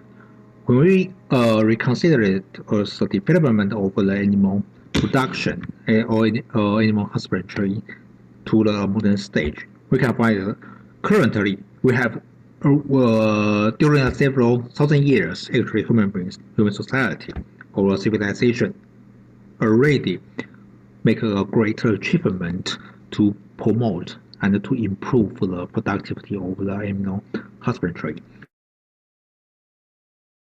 We already have sufficient animal product to satisfy the requirement for human health, and also currently the production of the human animal products actually in a very cheap, very low cost, and its economic incomes keep increased to a high level, and also all the animal productivity already satisfies all social requirement and to contribute to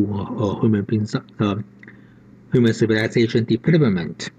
And this it can keep to be improved by the advanced knowledge and technology in animal science to understand the physiological features of animals and try to improve their feed stuff and also to improve their management, particularly to make these animals more adapt to the climatic changes and also to make their health condition also to be improved. However, all this achievement of the animal husbandry development in modern days, they still have some cost. This cost is because the cheaper cost of the animal husbandry is because intense management in the animal farms. It also to bring us bring this environmental stress with increased pollution. And this pollution can be air pollution by the release of emission of the gas, the greenhouse gas, the surface of the waters, and also the mineral into the land and all the environment. So the pollution control of the current animal husbandry becomes a challenge of the for and required the voter knowledge and technology to help reduce and control the size of the pollution. And also the modern animal farms will also bring the different the changes in the transmission of disease and also some metabolic disorders when we keep promote the productivity of the animals. It will also become a kind of welfare issues because the disease and disorder occurs in the animals certainly will undergo and will harm the health condition in animals. So how to trying to improve the health conditions in animals is becomes a larger challenge for the modern and in the future both animal husbandry. And the other side, the field staff and the management still have to be have a large space to be improved, particularly in the management of the farm environment.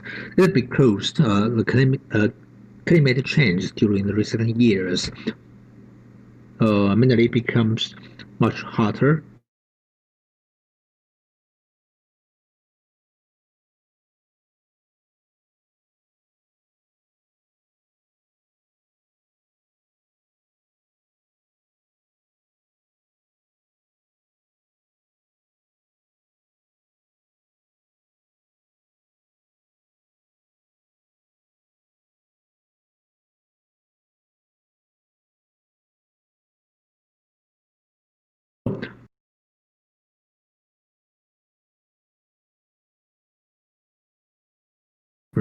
Still, we have a lot of the challenge and the problems. And this problem, the first one is about the health condition of all animals, how we improve or to reduce some risk factors to which will lead to the disease and the disorders.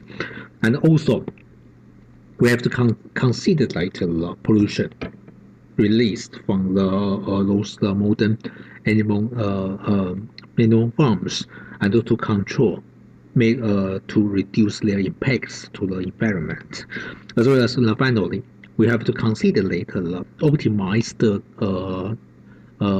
customers using the animal products, the meat, the milk, to satisfy the human health requirement, but not to over consume it or to overburden the human health conditions and then make the further problems in our health quality. So this lecture, actually, this topic is a large topic, so I just give some simple description and discussion in these lectures. And if there's any further question, if you have any time, probably you can keep to contact and to keep contact each other and to discuss if there is any further question can be discussed. Thank you very much, and I hope this lecture can make some helps for the advanced knowledge in the animal science and in the using of the animal and the role of animals in human society. Okay, thank you very much.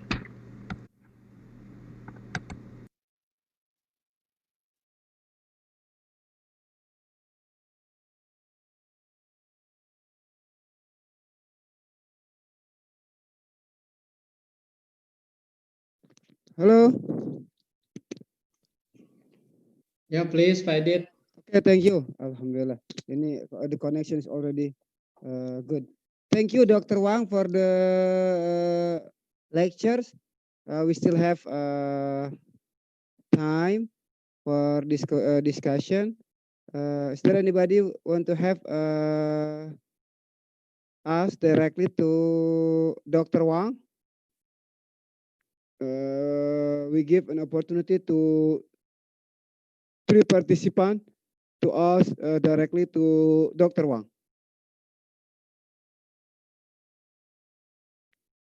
You can write the question also in the chat, so Dr. Wang in common chat, yeah, not private, so Dr. Wang can also read the question and answer for the question.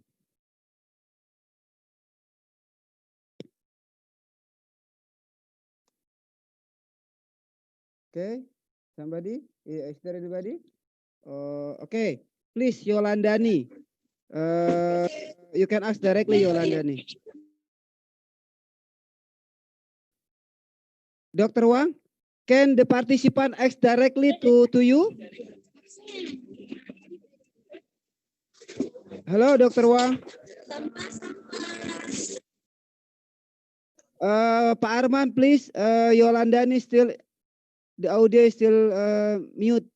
Can you unmute the audio? Okay, hello. Can you hear me? Yes, clearly, but we asked to Dr. Wang. Okay. He can hear the voice clearly. Dr. Wang? Okay. Hello, Dr. Wang? Can hear you. Okay, you can ask directly, Yolanda, please. Okay, my name is Yolandani. For now, I'm staying in Jiangsu University, China, but I'm Indonesian, so I want to ask about this corona, like this in this pandemic. What is the impact of this pandemic to the farming and the husbandry, and what do we need to pay attention during this pandemic, and what is the challenge during this pandemic into to this farming field? Thank you, Mr. Wang. Okay, thank you, Yolandani. Anybody else want to ask directly? Okay, Dr. Wang, while waiting for another question, time is short for answer the question from Yolandani.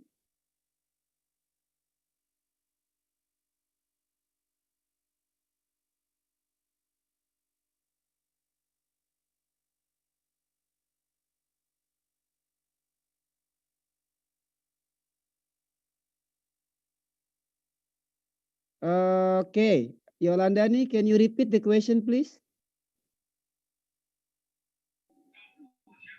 So my question is about the pandemic.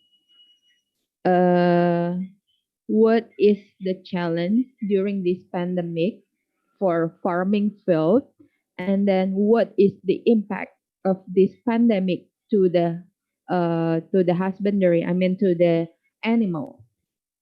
Is it true that the animals can also be affected? Like, I mean, like, can be affected by the virus or not? Thank you. Okay, thank you. Dr. Wang, I do hope you can get the point. There is, I hope your audio is also can hear clearly.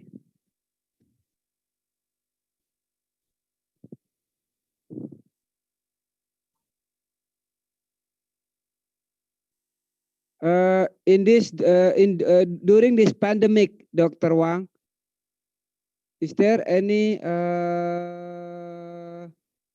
impact of pandemic situation on animal husbandry system or animal production? Yeah, Yolandani, perhaps. Okay, I'm typing now. I'm typing. Okay, it's better. Because I think Dr. Wang still have a problem with the microphone or with the audio.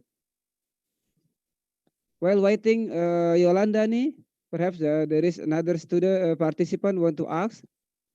Please write on the chat room.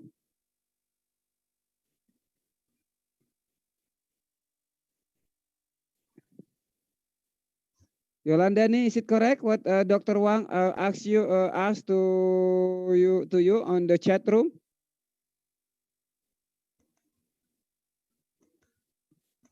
Yolandani, can you read the? Okay, yeah. Thank you, Yolandani. That's the question, Dr. Wang from Yolandani.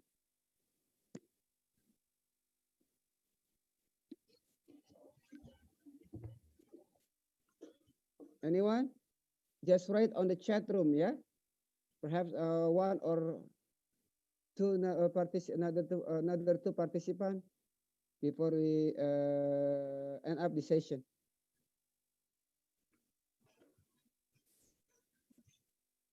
We see somebody raising hand, I did. Okay, the second one. Okay, Pak Asep. The second one from Sam. From Sam. Okay, yes. Dr. Wang is still writing on the chat because there is still some technical problem with the audio. I hope Yolanda, you don't mind to read the chat room, yeah, for your answer. Okay. The second one from Sam. And then I hope Dr. Wang can also continue reading for your question, Sam.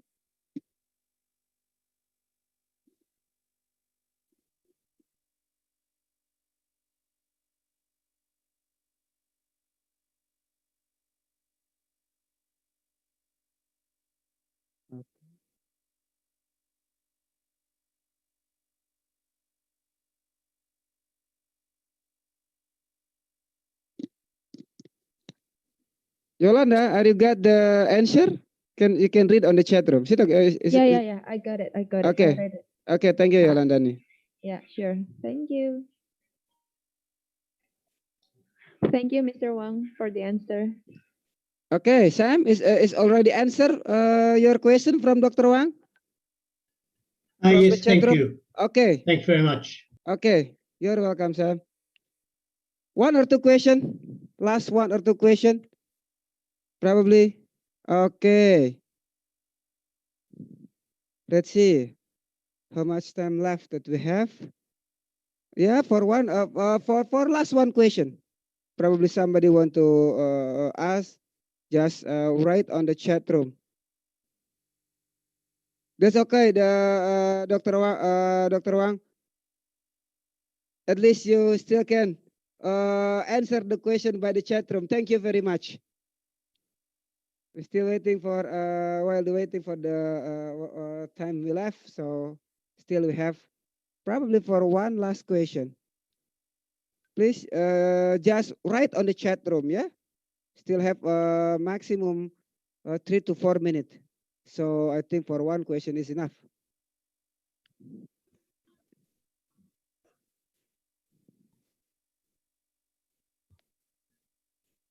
Okay, so the invite to write Ferika Arman is our committee, yes, not our participant, yeah. Sorry. I think I heard somebody write or typing on the keyboard. Let's see. This is the last question, Dr. Wang, from Benjamin Kevin Sihan. Thank you, Benjamin.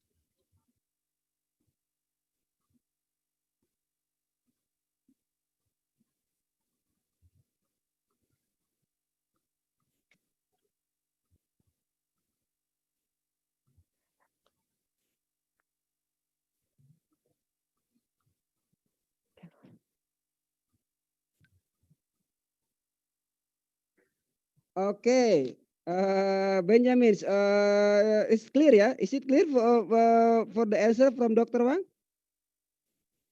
I think Dr. Wang is still typing.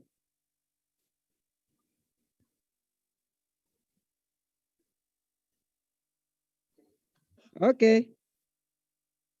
Is already answered, Benjamin, for your question? Okay, yeah. I do apologize, dear participants, and also Dr. Wang, that the time is up. So we have to end this session. Thank you very much for this fruitful discussion. Yeah, even though there is some trouble with the audio, but still we can have a discussion even though through the group the chat room. So before we end this session, we would like to give you a certificate of appreciation. Allow me to share this my screen, yeah. Okay, Dr. Wang, on behalf of our committee and also the head of our department, on dean of our faculty of animal science, we would like to give you a certificate of appreciation for delivering a lecture on Introduction to Animal Sciences in the Summer Course Program 2020.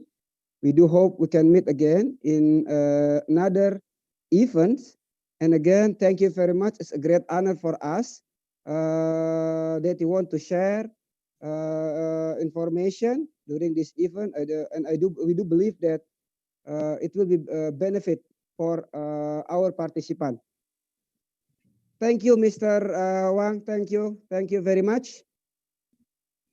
And we do apologize if there is something for technical problem, yeah, with your audio or something. But again, thank you very much that you still can answer, yeah, the question from our participant. Also, still can deliver the topic to us. And before we end the session, we will have virtual excursion. Is it correct, Pak Arman? Dr. Wang, if we still have a time to see our virtual excursion, it will be pleasure for us. But if you have another meeting or another agenda, it is also okay for you if you want to leave the room. Thank you very much. Pak Arman or Pak Asep Gunawan, okay, yeah? We have a virtual excursion for PT Swen. There is no audio, Pak Arman.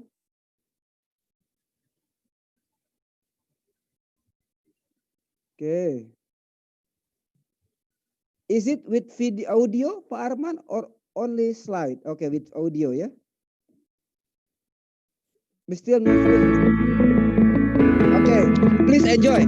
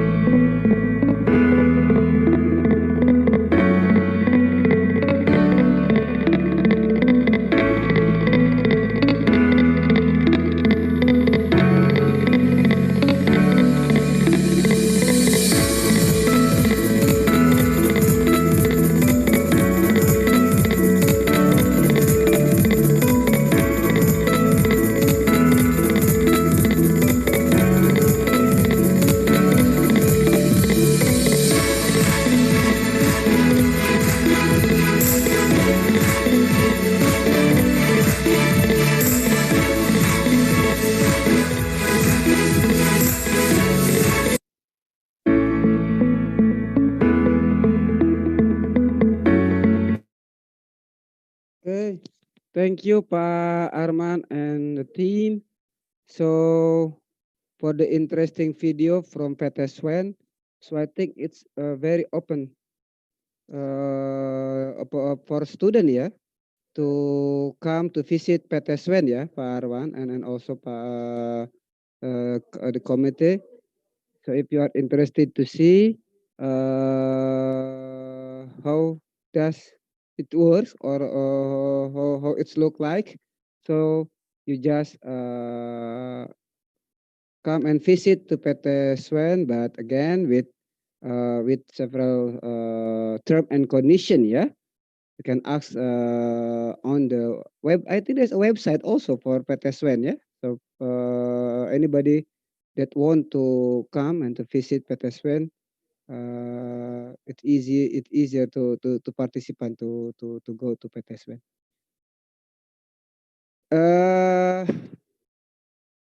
Again, thank you very much. I think we already end to all this session today. Pak Asep, is there any announcement or something before I close this session? No, I think it is okay for today. Okay. Don't forget participants tomorrow to join on time because tomorrow we have 2 lectures from Singapore and then also from IPB, Faculty of Forestry and Environment. So please join before 1 o'clock. Yeah. Okay. Thank you very much. Yeah. Okay. Thank you very much, Pak Asep. And again, thank you so much for our dear participants for attending all this program today. Please stay fit and healthy and see you again tomorrow. Yeah. Bye, everyone. Thank you very much. Thank you, Pak Arman and team, and also perhaps some committee or some lecturer of our department who still join with this program. Thank you. Assalamualaikum warahmatullahi wabarakatuh.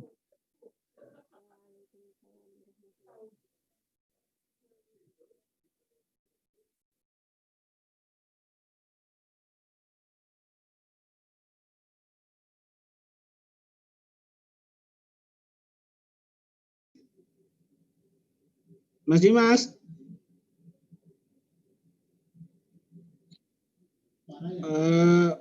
Udah ya, videonya udah di save ya. Di end aja. Oke. Makasih ya, Mas.